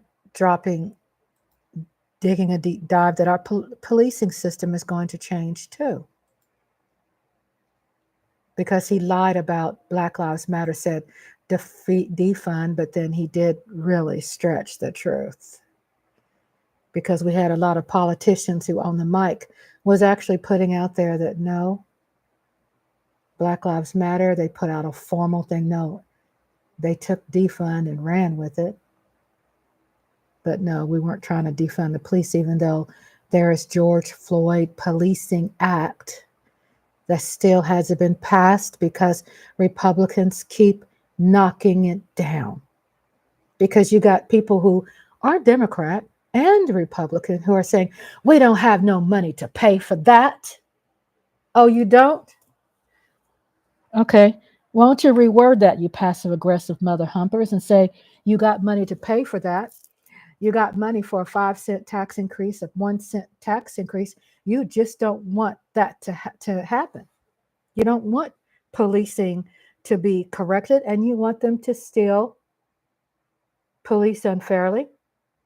You want them to still have that element of fear to keep people. Now white people are added to that list because they're allies for Black people, and Black lives are allies for white people and everybody else that's human and bleed red.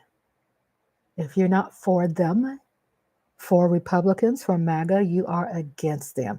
Because guess what, you Republican Party? You voted for this. You created this shit for a long time. And Project 2025, what I heard, was starting to be built and put in writing during Ronald Reagan days. This just didn't come out of a rabbit's ass last week or this year. They've been working on this meticulously.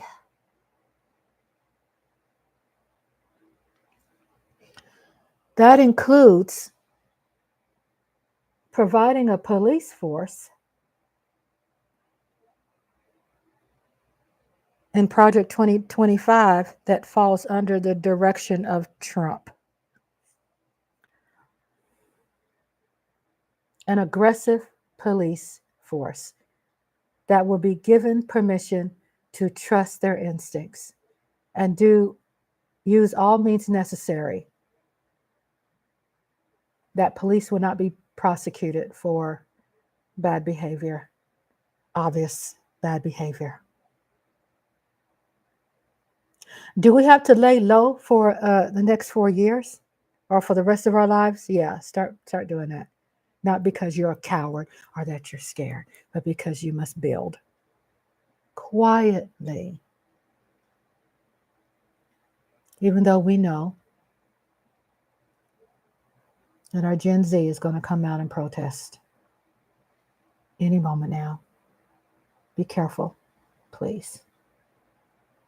Because we have a president that is fighting, which doesn't have to fight anymore. He'll have rights to tell military what to do and how to do it.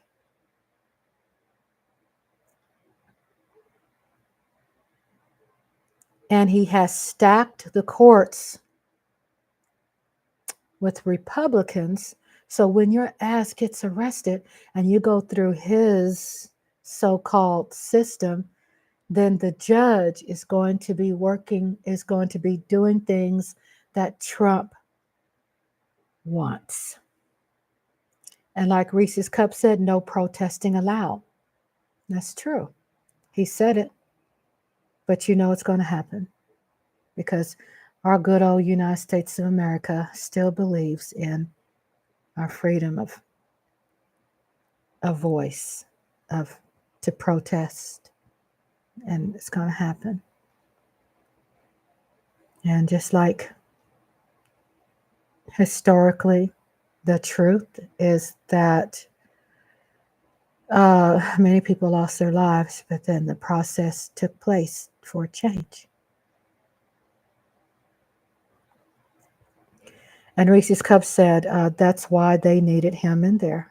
Yes, that's why they wanted him in there. Even the blacks for Trump. Even blacks for Trump.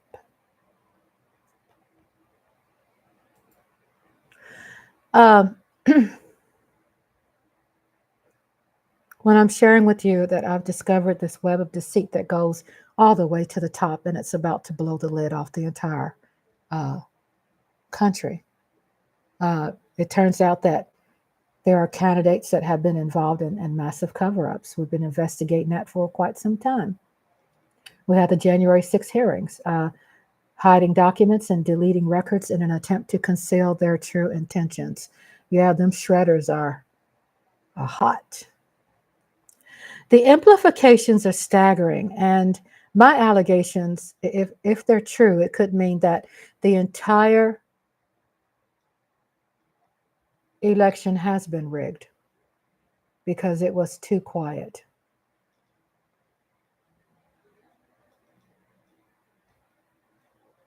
My question is again, how did all of us miss this? How did we How did the experts, how did our news media and intelligent people, how did they didn't get it right? People who don't work for Trump anymore and they can't stand his ass, and Republicans for comma, how they did not get it right. The person in question, which is Trump,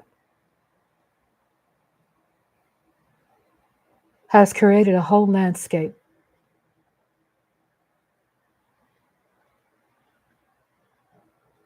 that is polarizing. Shout out to Mike Aldana for helping me with a word, because I use pulverizing, because me in the country, you use the word pulverize because in order to get things done, we had to pulverize rock. We had to pulverize wood. We didn't have a tractor, we had to pulverize things. And I think definitely the best word is polarizing. So I'd learn as I go. That this development is changing the course of history. Or is it just repeating it? And it's refined and shined like silver. Rude awakening. We are in the middle of it all. What does this mean for the future of our democracy? My revelations have raised some difficult questions about the integrity of our political system and the need for transparency and accountability. Feeling even like As the nation struggles to come to terms with the implications, one thing is clear. One thing is clear is that the people deserve better. That's what I wanted to share before we start watching the video. Money talks and foreign interference. Yes, ma'am. 100,000 million, quadrillion, gazillion, gazillion. You're correct. Let's play this video here I wanted to share. And I wanted to share about this lady. I'm not going to tell it. I already introduced it a couple times. Let me just find it and play it for you all to have an opinion. And tell me what you think. And let me go to the powder room. And I'll be right back. Let me see if I can find something to play for you all while you're waiting for me, okay? I just don't want to leave you without something. So I'm going to play something until I come back. I'm going to the powder room because I've been 2 hours and 17 minutes into my live. Hi, I'm Rhonda. I'm from Texas. And my channel is Rhonda's Lovely Sparks Intermission. Yes, thank you, Reese's. There's an intermission that we have right now. And I'm going to play my daughter's YouTube. Okay? I'm going to play her video until I come back. Y'all have no idea. Anyways, let me back up because sometimes I will get ahead of myself. Hey, y'all, I am getting ready for bed, but I just had to come on here. I have not been on YouTube or posted a video in a while. I don't know what a while is. Maybe it's been 3 or 4 days, 5 days, 6 days. I don't know. But this is my daughter, Christy Ann. I've been really just trying to see what's going to happen. And a lot of us were right? A lot of us are right. So people are freaking out. And it's good, right? It's good because I know people like me, Black women, Black men. We're taking a break, but especially Black women because we are Captain Save-A-Ho. We are definitely Captain Save-A-Ho. So today I read a post. My daughter. And it's on YouTube. And it says, assignment Captain for Save-A-Ho. today. The next 4 years and forever. Take radically good care of yourself, others, and the planet. It's not our job. It's not our job. We've been saving people for so long. It's not our job anymore. And the crazy thing about this is, like, what's going on in the U.S. right now, I'm not even mad. I'm not even mad at it because I didn't make this decision for myself. I didn't make, this decision that's coming from my family. All I need to do on my end is just prepare myself when 2025 comes and just prepare myself. And if any of my fellow Black women, if anything is going on or, need guidance or whatever. Okay, I can't play this now. I gotta watch this. Let me find something else that we can play until I get back, okay? Okay, let's play this. I gotta come back and watch this. I like her. I We've like got her some content. major breaking news here, but first, just to Let's set play the this till I get stage, back. earlier today, Donald Trump nominated Matt Gaetz I'll to be play it Attorney when I General, come back. which led to this Reese's. announcement from Mike Johnson. Matt and I were classmates. We came to Congress at the same time in the 115th Congress in January 2017. And alphabetically, we're seated right next to one another in Judiciary Committee. We served there together for 7 years. Some of y'all who cover Judiciary know those are long meetings. So I got to know Matt very well. Look, I'll say this. Everyone who served with him will tell you he's one of the most intelligent members of Congress.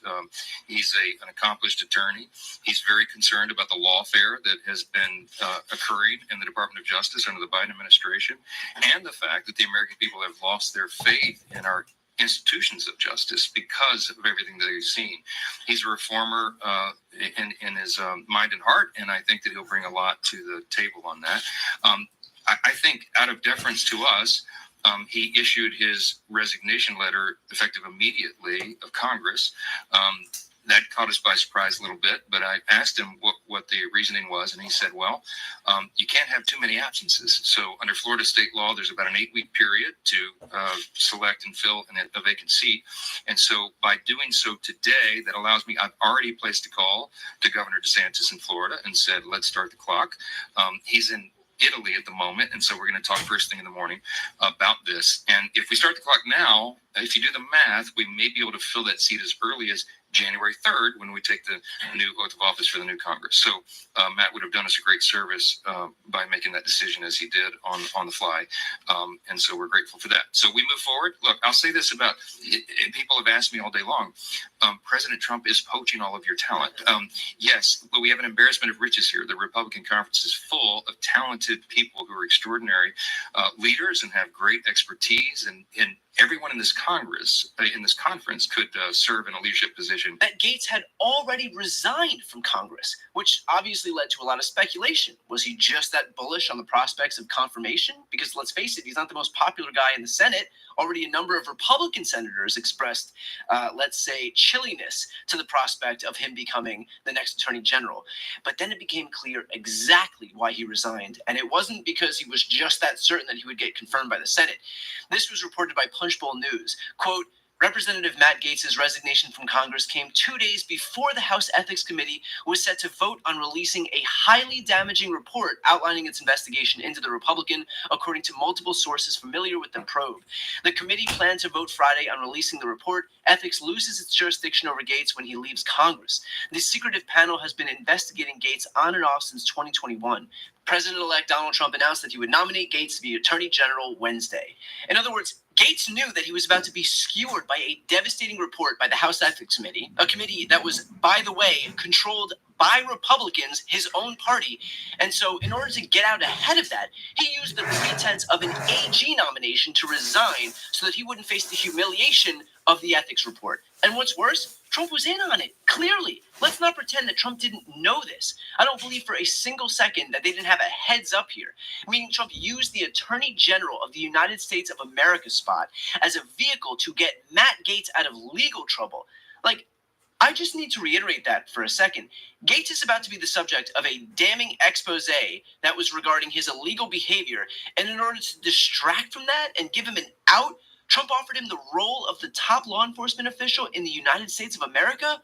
I'm sorry, but what in the actual fuck? Like, can we take a step back for a second? Even Republicans out there have to recognize that maybe putting someone who is currently contending with allegations of sex trafficking and other crimes for which there was apparently enough evidence that even a Republican-led committee felt the need to continue investigating in charge of the Justice Department may not be a great idea. Perhaps there's some bar, some threshold where putting people who are so aggressively and overtly hostile to the mission of the agency that they're leading shouldn't be crossed. Perhaps with the agency tasked with holding criminals to account, one might think that the Law and Order Party, even with a convicted felon at the helm, might care at least a little about actual law and order. Now, for those who aren't aware of the Ethics Committee investigation, a witness had told investigators for the committee that Gates had paid her via Venmo for sex. According to ABC News, investigators have interviewed at least half a dozen women who allegedly attended parties where the Florida congressman was also present and who were paid by Joel Greenberg, Gates' one-time close friend. Greenberg was sentenced in 2022 to 11 years in federal prison after pleading guilty to multiple charges, including sex trafficking a minor and introducing the minor to other adult men. Also in the article, in the interviews, which have previously not been reported, some witnesses have shown Venmo payments they allegedly received from Gates and asked if those payments were for sexual activities, sources said. Some of the witnesses have been subpoenaed by the committee, while others have agreed to cooperate according to the sources.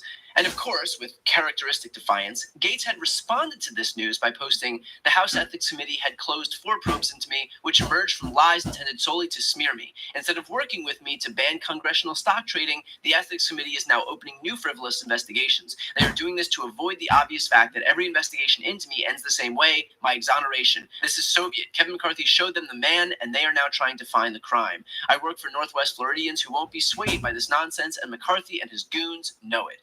And of course, the jab at McCarthy should come as no surprise, given McCarthy's public comments about Matt Gaetz regarding this very topic. But you want Gates to lose. Clearly, you're supporting his Well, primary opponent. Why do you want him out? Just because, is it simply because he led the charge to do No, I just don't think Gates is a conservative. I mean, and if you think about it, if there's anybody who should go to trial, I mean, Gates is one who should be convicted in a trial. Why? Why do you say that? Well, we all know the challenge here. You can't sleep with underage women and think you can get away with it. And He denies that.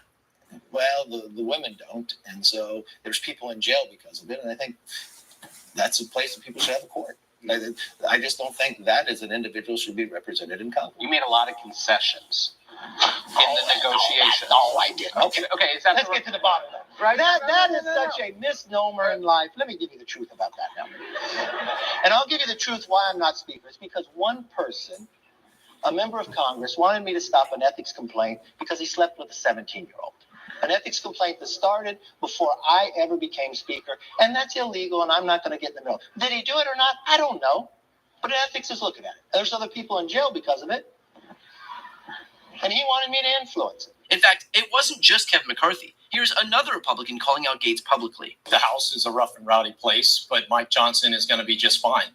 I served 20 years in the military. It's my absolute honor to be in Congress, but I served with some real scumbags. Like Matt Gaetz, he paid minors to have sex with him at drug parties. Bob Good endorsed my opponent, a known neo-Nazi. These people used to walk around with white hoods at night. Now they're walking around with white hoods in the daytime. And look, I will note for posterity that the Justice Department opted not to charge Matt Gaetz, which I suppose shouldn't come as much of a surprise at the hands of Merrick Garland's DOJ, whose MO is never offering even the optics of any politicization.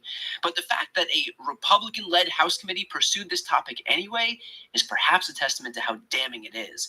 And yet, maybe that's why Matt Gaetz not only wants to be Attorney General now, but has been clamoring for it publicly for over a year. Here he is in August 2023, threatening the prospect of becoming Attorney General then. You never know, David. It may be an Attorney General Matt Gaetz down the road, or someone of my liking, who will be there to actually enforce the law and provide the accountability, not just the vision, but the actual accountability. The people that are sending you those messages deserve that in a free and just and constitutional republic. Yeah, we do. We absolutely do. And I like that.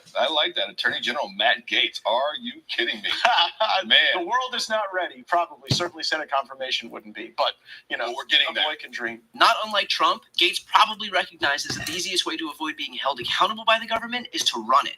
And it's not far-fetched to imagine why a president who is using his office right now to avoid prosecution would then nominate someone whose promotion to the head of the DOJ would also help him avoid accountability. Birds of a feather. So at this point, we now wait to see what happens with regard to the House ethics vote on releasing the Gaetz report. As Punchbowl mentioned, this basically becomes moot now that Gaetz is no longer a member of Congress, but perhaps this Republican-led committee still votes to release the findings anyway. We also wait to see what happens with regard to the Senate vote to confirm Matt Gaetz as Attorney General, especially in light of this news. Hopefully, in both of these scenarios, sanity will prevail, but we don't have much reason for optimism. Before you go, just a quick note. If you'd like to see more of my content, Okay, which is I'm always back. free of advertising, sponsorships, I like and listening to paywalls, him. You please should make have sure to seen subscribe to him this channel using the on the subscribe day button. when he found out the election was going to go to Trump. Oh my God. It's crazy. Okay, and now I want to listen to my daughter Y'all see have what she has to say. no idea. Anyways, let me back up. Here's 'cause my sometimes daughter. I will get ahead of myself. Hey, y'all. I am getting ready for bed, but I just had to come on here. I have not been on YouTube or posted a video in a while. I don't know what a while is. Maybe it's been 3 or 4 days, 5 days, 6 days. I don't know. But ever since the election, I've been really just trying to see what's going to happen. And a lot of us were right? A lot of us are right. So people are freaking out. People are freaking out, and it's good, right? It's good because I know people like me, Black women, Black men. We're taking a break, but especially Black women because we are Captain Save-A-Ho. We are definitely Captain Save-A-Ho. Today I read a post, and it's on YouTube. I'm back. It says, assignment for today. The next 4 years and forever, take radically good care of yourself, others, and the planet. It's not our job. It's not our job. We've been saving people for so long. It's not our job anymore. And the crazy thing about this is, like, what's going on in the U.S. right now, I'm not even mad. I'm not even mad at it because I didn't make this decision for myself. I didn't make, this decision that's coming from my family. All I need to do on my end is just prepare myself when 2025 comes and just prepare myself. And if any of my fellow Black women, if anything is going on or, need guidance or whatever, because I am building a platform for myself, right? And I am trying to make sure I gather all of the right people on that platform so that when we all express ourselves, we are there for each other and not leaving any Black woman behind, because we get left behind all the time, and we just need to find other people like us and just join together and just make these next 4 years best for us, right? And what I've also been educating is, please just don't, y'all, do you know how many people came out and voted this year? I'm not sure. I know when Obama ran for president, President Obama, I remember when he ran for president, a lot of people showed up and showed out. You have to understand, that was my first time ever voting in life. That was the first time I was ever even able to vote or of age to vote, right? And so when he got into office, they said that, a lot of people showed up and showed out for him. Not once, but twice. And then whenever it came to this election, which is incredibly insane in regards to the bribery and the sellouts of their own life, not caring about their own life, but as soon as they saw $1 million check, and everything, they just ran to it, right? Get out there and vote. Vote. You do not need to wait for the presidential election. You vote. Right? You vote and you get the right people in office. Stop going off of this party BS. Oh, I'm a Republican. Oh, I'm a Democrat. Well, I'm Democrat. I just vote straight Republican. Red wave, blue wave. No, you go out there and you vote for the right people. You go online and you research who the F you're voting for. It is insane that when people see red, they vote red. And it will be the most horriblest person. And their views are just, what the freak? Like, are you kidding me? So yeah, no, I'm good. But I am very well aware of what's going on in Texas, what the plans are. And then I am also aware of what's going on in other places. I am not going to tune myself into it too much because I do not want my world and my life revolving around politics, what they have to offer, what control they have, because y'all, to be honest, can they really have control over your life if you allow them? Because the only person that has control of your life is God and you. That is it. Y'all, that is really it. You can make decisions for yourself and your family that will make you evolve, that will help you evolve, that will make you want and need to evolve. This should not be the only time when we are planning to try to change and do something. Yes, shit like this has it to where we join together. Yeah, shit has to happen before we join together, and that's human nature. And it should not be like that. We need to change that tradition, because it is a tradition. Every time someone dies in a family, everybody don't come around until that person died and there's a funeral. They're like, oh, we need to come together, and it doesn't need to always be about a funeral. And then you never see them again until somebody else die. You never talk to them again until somebody else die. I don't understand. So let's get it together. This is major. I'm not going to allow it to affect me and my family at all. My kids don't even know. Like, my kids have no idea. My daughter is 13 and she goes to school. And of course they talk with their kids. I tell her they have no power. They have no power. They are in meetings with their families and they're getting this shit from them, which is why racism and bullshit and uneducated stuff does not dissolve and die with their parents. It gets pushed through their kids, and their kids grow up believing that crap unless they fall in love with someone of a different race or a different culture, Black, and they experience something new and something loving and something different, and they disown their family. So it's a lot to take in. But yeah, Black women are tired. Black women are tired. And everyone's crying about it. And I'm trying to think, are people more upset that Black women are tired, or are people more upset that Trump lied? Like, which one is it? And the crazy thing is, he's not even in office yet. I asked the question because I was interested to know, like, when I Googled, can you take back your vote? Y'all, do y'all know how many times this was Googled? And this was Googled by people that voted for Trump, not anyone that voted for Kamala Harris, Madam VP, not people that voted for her. Everyone that Googled that, I just happened to Google it because I saw a video saying that it was insane. I just wanted to see it for myself. So it was Googled 10 times more than the person that posted a video about it being Googled. And it was insane. No, you can't take back your vote. You can't take back your vote. You have to live with your vote. You have to be happy. Stand 10 toes down on that shit. I just told myself, I am growing where I need to grow. I am going where I need to go. I am staying in my lane. I am taking off for the next 4 years. I will not be speaking up for nobody but myself. And if I see a fellow Black woman in trouble, I will speak up for her. And it's no telling what new laws will be set in place, because the laws that are being spoken out is insane.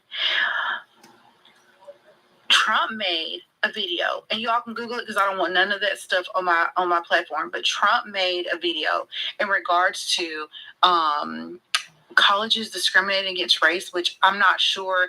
The only colleges I know are colleges that are majority white colleges, but I don't know of any Black colleges that discriminate against race. So whenever he said that, I didn't take it as him speaking on HBCUs or anything like that. But come to find out, people are saying that they think that he's speaking on HBCUs, and white people go there. White people can go there. They just don't choose to go to an HBCU because they know what it is. And I know a lot of white people would rather go there. You know what I'm saying?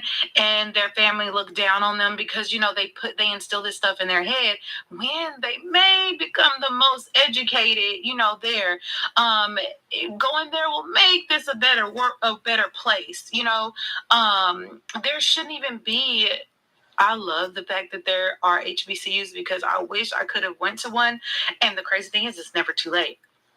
But when I was younger, I wish I could have went to a Black historical college, and I didn't. And, taking care of grandparents and just trying to stay close to home, I did not utilize that. But I did go to school. I did graduate, but I did want to just stick with my grandparents and just take care of them with them aging and everything. And that's just sacrifices that a lot of us make, right? Mhm. A lot of us make sacrifices not even having a family or taking care of family and just going to school and getting that done. And then a lot of us make sacrifices to take care of kids, to get a job. There's a lot of sacrifices that we make as a Black community, and we forget ourselves. And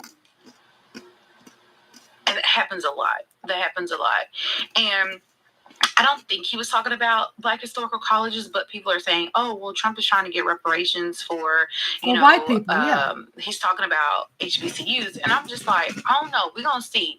Because That's what he's talking about. An HBCU discriminating against another color when there Yeah, are discriminating people against of other colors that go to yeah. HBCUs. Like, make it make sense. Make it make sense. Now, if you have low test scores, you can prove, okay, well, this student cannot go to this school because of X, Y, and Z. And as long as these colleges have all of their ducks in a row, they shouldn't have to worry about anything, because you have to be able to plan for stupid situations like this. Because I don't know, it just don't sit right with me, and it just doesn't seem right, and it just seems like very off. But anyways, you sound like I'm so me. proud of you, Black women, for voting. I'm so proud of you just making the decision to just take off the next 4 years and take care of you and your family and do what you need to do to get your life together. And a lot of the times, we probably already got it together, but just focus on what's more important for you, to progress. And if there's another Black woman that taps on your shoulder and she's, down and she needs help to get through this time, help her, because I know I am. I speak to people on a daily basis, and I love it. And I love the relatability. I love it. So anyways, that's what I had on my brain tonight. I don't want to be censored. I don't want to feel like, I don't have control over what I'm doing. Don't you sound like me? I don't like feeling stuck. That's just me as a person. I don't want to, that's not going to happen. And I want you all to have that same mentality. It's okay to say no. It's okay to take a break. It's okay to do something that you enjoy. It's okay to go somewhere. Yes, that's my daughter. You enjoy. It's okay to buy statement T-shirts. It's okay to post about how you feel, just as long as it's not, drastic. And we know better. We know better. We're not, in that category of being ignorant to where our jobs and our husbands or wives and all of that gets. We know better, but we do need to speak, and we do need to speak loudly, and we don't need to hush for nobody. Anyways, I love y'all. I appreciate y'all. I come from a Black woman. She comes from a Black woman. My dad is Black. My dad comes from a Black woman. So I'm here for it. So anyways, have a good night. I'll most likely come back on here with another video. I just wanted to provide inspiration, especially to Black women. And if you are not a Black woman, hopefully I provided you with insight on where we are. Black women are speaking all over. It's not just me. I just feel like I'm very nice about it, because everyone else is, cussing y'all out. But I think y'all deserve it. Sorry. But yeah, I think y'all deserve it. And it's okay, because we are holding our own accountable, especially our men are holding women accountable, Black women, because they told us about this. Yeah, they told us about this. And whenever it comes to white people that see what's going on, that is well aware of what's going on, that understand, and that understood the assignment. You have to speak with your own, because they'll listen to you on what's going on more than anyone else. They'll follow, a Black person whenever it comes to a trend and a fashion statement and a song and a TikTok trending video and stuff like that, a dance move, a sport, something like that. But whenever it comes to our lives, they don't care. So it's your job to speak to your own people about certain situations so that we can make this world a better place, because America was never great. I wish you would get that ideology out of your head. Anyways, have a great day. Have a great night wherever you are. Bye. You know, every time I watch her, I'm Rhonda, I'm back. Every time I watch my daughter, I just become more and more amazed because it makes me feel like, well, you know what? I love getting older. You know what I'm saying? Look at Reese's cup. And then Nodulissa said, "This is your daughter?" Yes. And she says, "Not a surprise by her spirit." She's funny. I think she's really the comedian of the family. And she's just beautiful, beautiful spirit. And you know, you all subscribe to her if you haven't. Subscribe to her. Her name is in here, Christy M.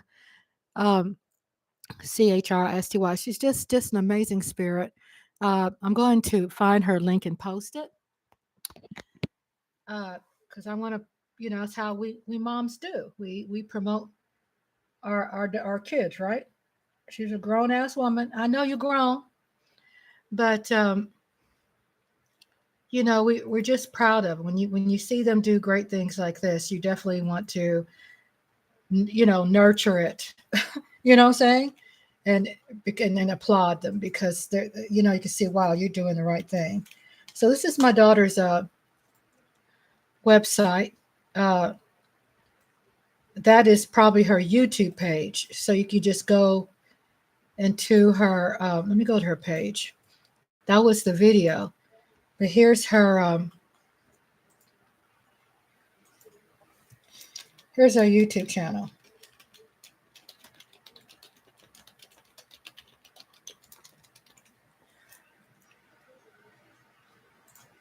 And so that's the front of her channel. You can just go and subscribe. I'm subscribed to it. My husband's subscribed to it.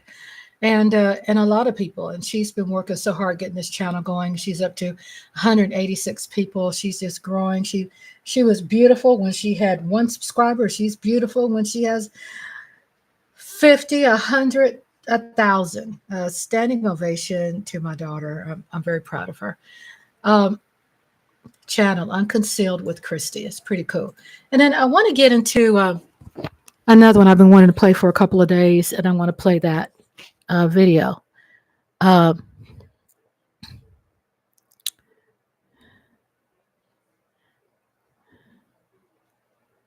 Let's see, where is it at? Okay, I always have problems trying to navigate through this.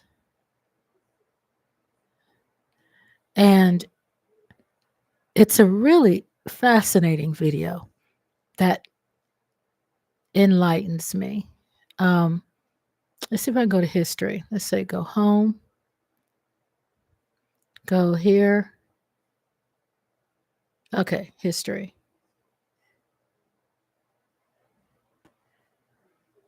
And here it is. The name of it is called Trump Dumps Fire by Midas Touch. Live, Trump cracks emerge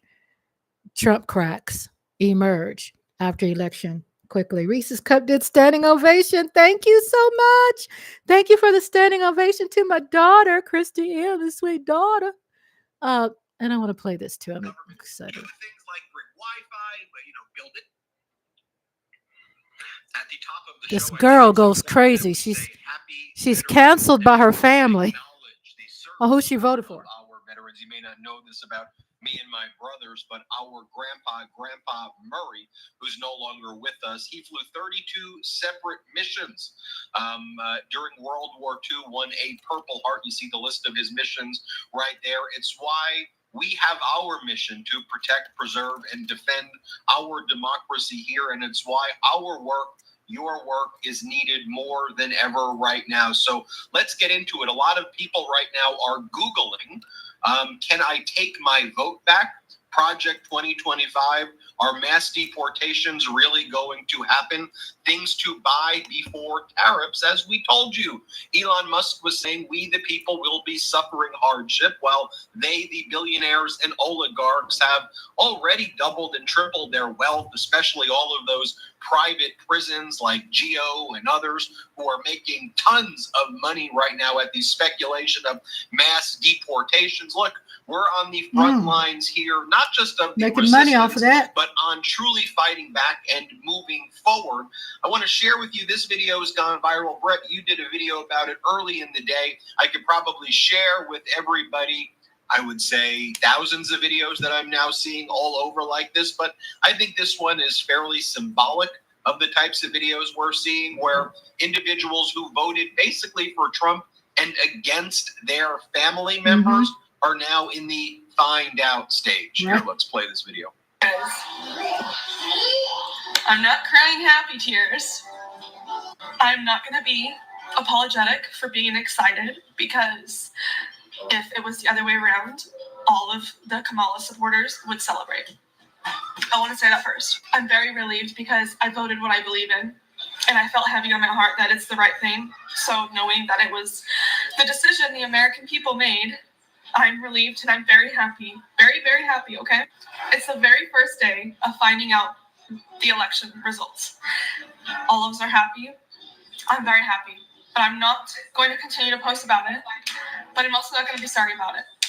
And I always talked about how my family, sorry, I don't want to make this more than once. I always talked about how my family she's in front of her daughter doing this. My mom and my sister. And how we always got along. And I wore my grandma's sweater to go vote. And I'm so sorry. I'm trying not to cry, okay? But my heart's broken. Try not to cry. Yeah, try it. My grandma just sent me a very sad text. It broke my heart. And my mom has yet to text me back today. My point of making this video is to say that I am very happy, and I expressed how happy I was. And I'm not going to be sorry for that. Exactly, Reese's Cup. Voting for one issue and factoring the consequences of other issues. I never did this to them when Biden won. Is diabolical. Without.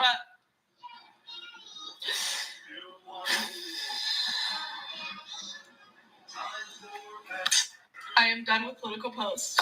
From here on out, it's back to normal. If you don't like me because of who I voted for and you have to unfollow, go ahead. My own family unsubscribed from my life, so you can too. I promise. It doesn't get worse than that. It does get worse than that for we, the people, and specifically for marginalized communities. And if you want to talk about privilege, you hear at the end where she goes, okay, back to normal now. Well, it's not going to be back to normal for the Latinos. It's okay, baby. I'm not grading you.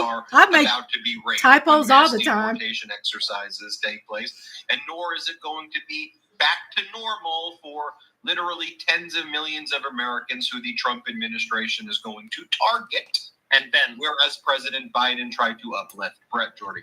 Well, here is the fundamental difference and the fatal flaw to her entire argument there. It's, she works in there, I never did this to my family when Biden won.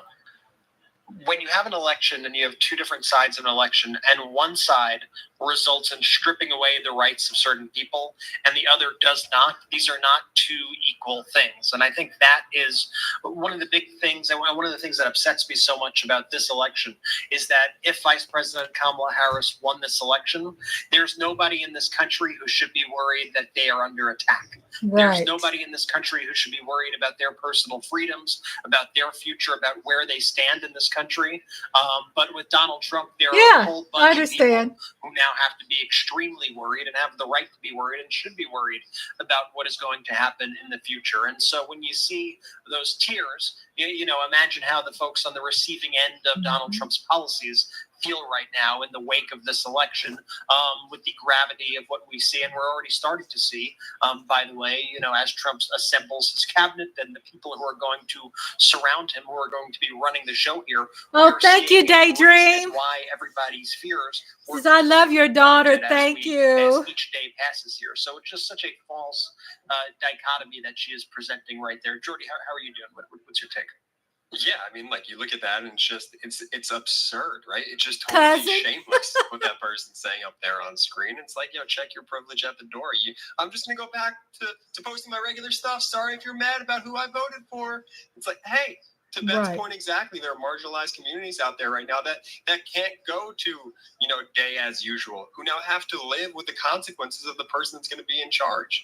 Utterly, utterly despicable, and just a total lack of self-awareness. Speaking about a lack of self-awareness, what's the term that the youngsters use these days? Delulu, like delusional? There are still people out there, though, who are within the communities that are being targeted. Why does that make me just sound extra? I love when you connect with the youngsters. Delulu. Hello, you didn't sound a day over 80 there. You know how the youngsters. That's his brothers. This new phrase they're saying. They say the kids say Delulu. Delulu. You know what? Someone else who's Delulu. Well, it means delusional, and I mean, look, when I still see the Latino voter, the definition. When I see the Latino voters for Trump, still, like I saw this interview today on CNN. Where this Latino voter for Trump, he's wearing all of his Trump gear. And he's like, look, Trump's not going to go after people who are family-oriented. There's an exemption. If you're family-oriented, then your abuela and abuelo and tia, they are all good because they're family-oriented. Here, play this clip. If they let in hundreds or thousands of people who already have criminal records, if deporting them creates a mass deportation, I'm all for it. But what if rounded up in all of that are people who work on a farm, who are doing the jobs that Americans don't want to do? Does that worry you? That wouldn't be fair. Of course, they need to make sure that they don't throw away, they don't kick out, they don't deport people that are family oriented.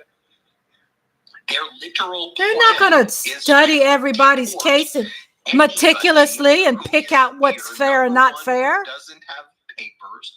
Number two, who may have some temporary legal status or some legal status, but they don't view as citizens. And then three, they're going to denaturalize people who are already citizens, but who became citizens by way of birth in the United States. And that's one of their procedures that they want to go through.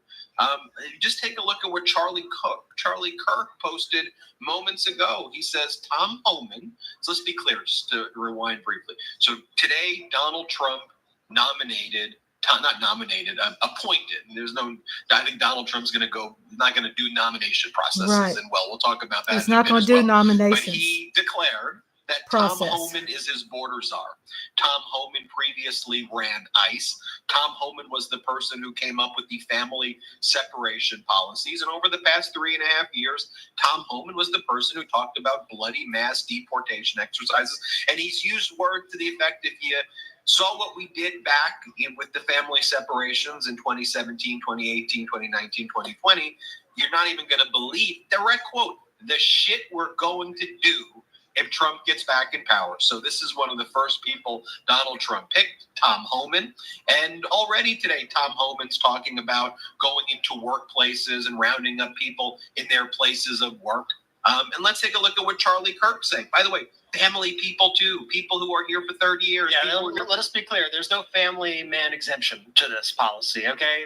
There ain't no exemption. I'm not sure where that guy who's wearing, you see he's wearing it, for those who are listening, he's wearing a hat that has Donald Trump's hair attached to the top of it. Exactly. So was that it was the little Trump hair on top of the head? He's not concerned that his relatives are going to be deported because they're good family people, and he's not going to deport good family people. Well, that's certainly not what the people who that's not what Trump says. That's not what the people who are surrounding Trump are saying.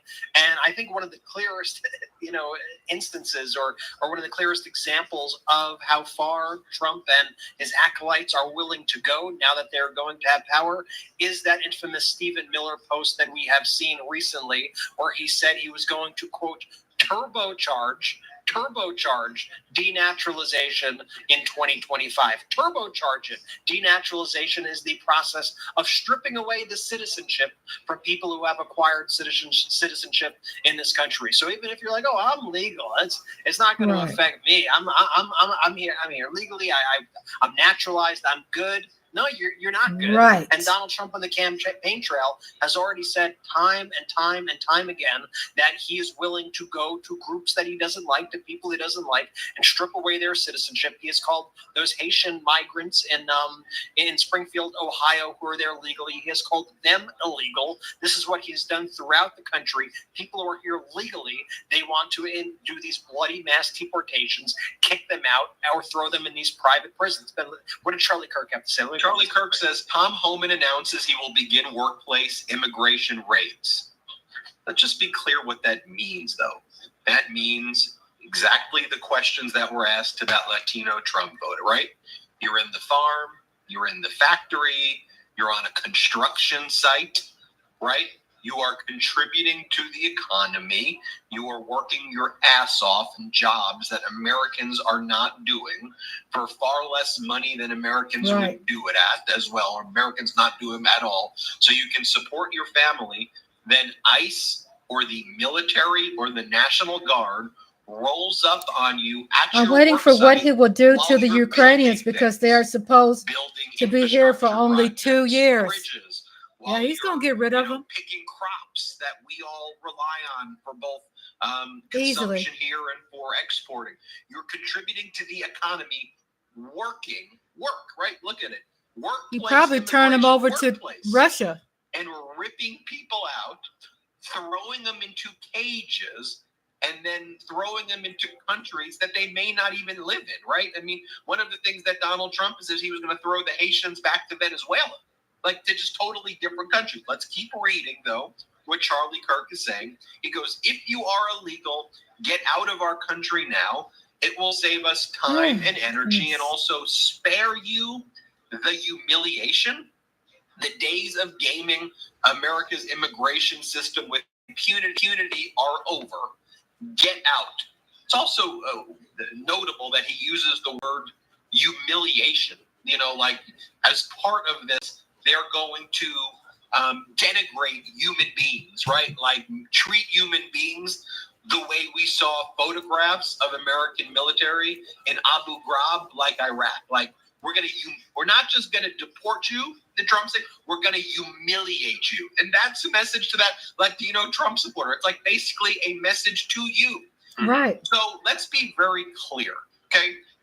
Nobody on this podcast and nobody who I know supports criminals or terrorists being here illegally. Number one, undisputed fact. No one's rooting for, let's bring in those criminals. Let's bring in the cartels. No, they should be removed right away. They're criminals. They should be out. The full force of law, get them out. Get terrorists out, get cartels out, get criminals out. Undisputed fact number two, there's actually been less border crossings right now under Biden than under the Trump administration. You know when all of a sudden immigration basically fell to like nothing under Trump? The same time gas fell to nothing. You know when that was? During COVID, when there was a mass pandemic, a mass casualty event where Donald Trump mishandled it. So tens of thousands of people were literally dying in ventilators every day because no one knew what the hell to do while they had Trump locked down. So actually, the situation, it was better right now. And three, let me give you an undisputed fact. Let me give you the economic argument here because, you know, I know that like no one wants to talk about this because it's been so tainted. But let's be clear. Immigrants, migrants play a major part in our economy, whether you like that or not, okay? They contribute. When you do workplace raids, guess what? That means they are working at places, and you're going to raid the work, remove the workers from what? The farms? How are the farmers? That's them getting rid of the middle class. The factories, how are That's they gonna them get by without the bankrupting the middle class and what do you when they think do that's that. going to do to the price of goods? First off, what is it going to cost you for this mass deportation event? Quite literally tens of billions of dollars every day. So bye-bye to your health care, right? So that the government can spend its money sending the military to do workplace raids rather than help you get an education, help you get health care, lower your prescription drug prices, function like a government, do things like bring Wi-Fi, build infrastructure. No, government resources, conducting workplace raids, removing the labor, meaning that the price of goods is going to go up dramatically. Remember those $8 trillion deficit projections that we were telling you about Donald Trump? That's what it was last time under Trump. Under the best case scenario, it was $8 trillion being added to the debt. Under, I think, the accurate scenarios, if you do this, I think it'll be like $25 to $30 trillion in debt. You go, well, then at the highest end, they said 12 to 15, not 8. But really? You don't think Donald Trump's going to increase the debt like he did in every other business that he's ever done and run it up like crazy? And these Republicans are going. He does not want a middle class. Data point of Tom Homan. I want you to watch the smugness. Like, this is truly an evil person. Right? Like, so to that Latino voter right there wearing the Trump hair and the stupid Trump hat, well, you're not coming after me. Charlie Kirk, who's one of Trump's inner circle, he's saying he's coming after. What do you need to happen? I mean, do you think that Latino voter for Trump is going to be deported? Right, he'll be the first. You think he's going to be so brainwashed and that he'll be going back there? But it didn't happen to me. I'm good. I'm good. Let me just show you this AOC clip right here. We played it in other videos. Here she is when she was questioning Tom Homan. Exactly, that's their goal. No middle class, right? Racist. And this was at a congressional hearing where Tom Homan, again, like his cagey way, he was like trying to avoid saying that he was for family separation, even though it was his policy, and then like he admits it in a smug way. Here, watch this. This memo. You're not the author, but you signed the memo. Yes, a zero tolerance memo. So you provided the official recommendation to Secretary Nielsen on for the United States to pursue family separation. I gave Secretary Nielsen numerous recommendations on how to secure the border and save lives. But it says here that you gave her numerous options, but the recommendation was option 3, family separation. What I'm saying, this is not the only paper where we've given the Secretary numerous options to secure the border and save lives. And so the recommendation, of the many that you recommended family separation. I recommended zero tolerance. Which includes family separation. The same as is with every U.S. citizen parent gets arrested with a child. Zero tolerance was interpreted as the policy that separated children from their. If I get arrested for DUI and I have a young child in the car, I will be separated. When I was a police officer, this has nothing to do with you. Father for domestic violence, I separate that. Mr. Homan, with all due respect, legal asylees are not charged with any crime. When you enter the country illegally, it's violation 8 United States Code 1325. Seeking asylum is not a crime. If you want to seek asylum, go to the port of entry, do it the legal way. The Attorney General of the United States has made that clear. Okay. Yeah, we're at a situation right now, and it's tough.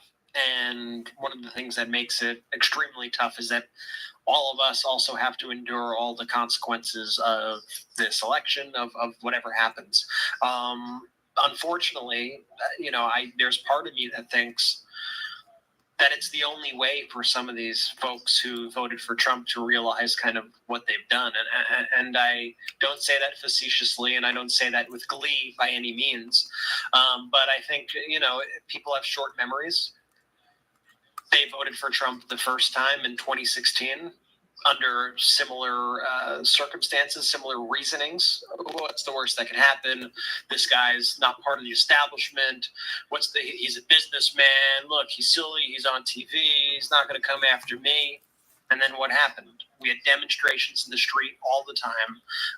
Donald Trump would always go to his worst instincts. People were harmed, and it all culminated with the COVID crisis, with the COVID pandemic that Trump completely ignored, mismanaged, which is honestly me being kind by calling that mismanaged, leading to more than 1 million people dying.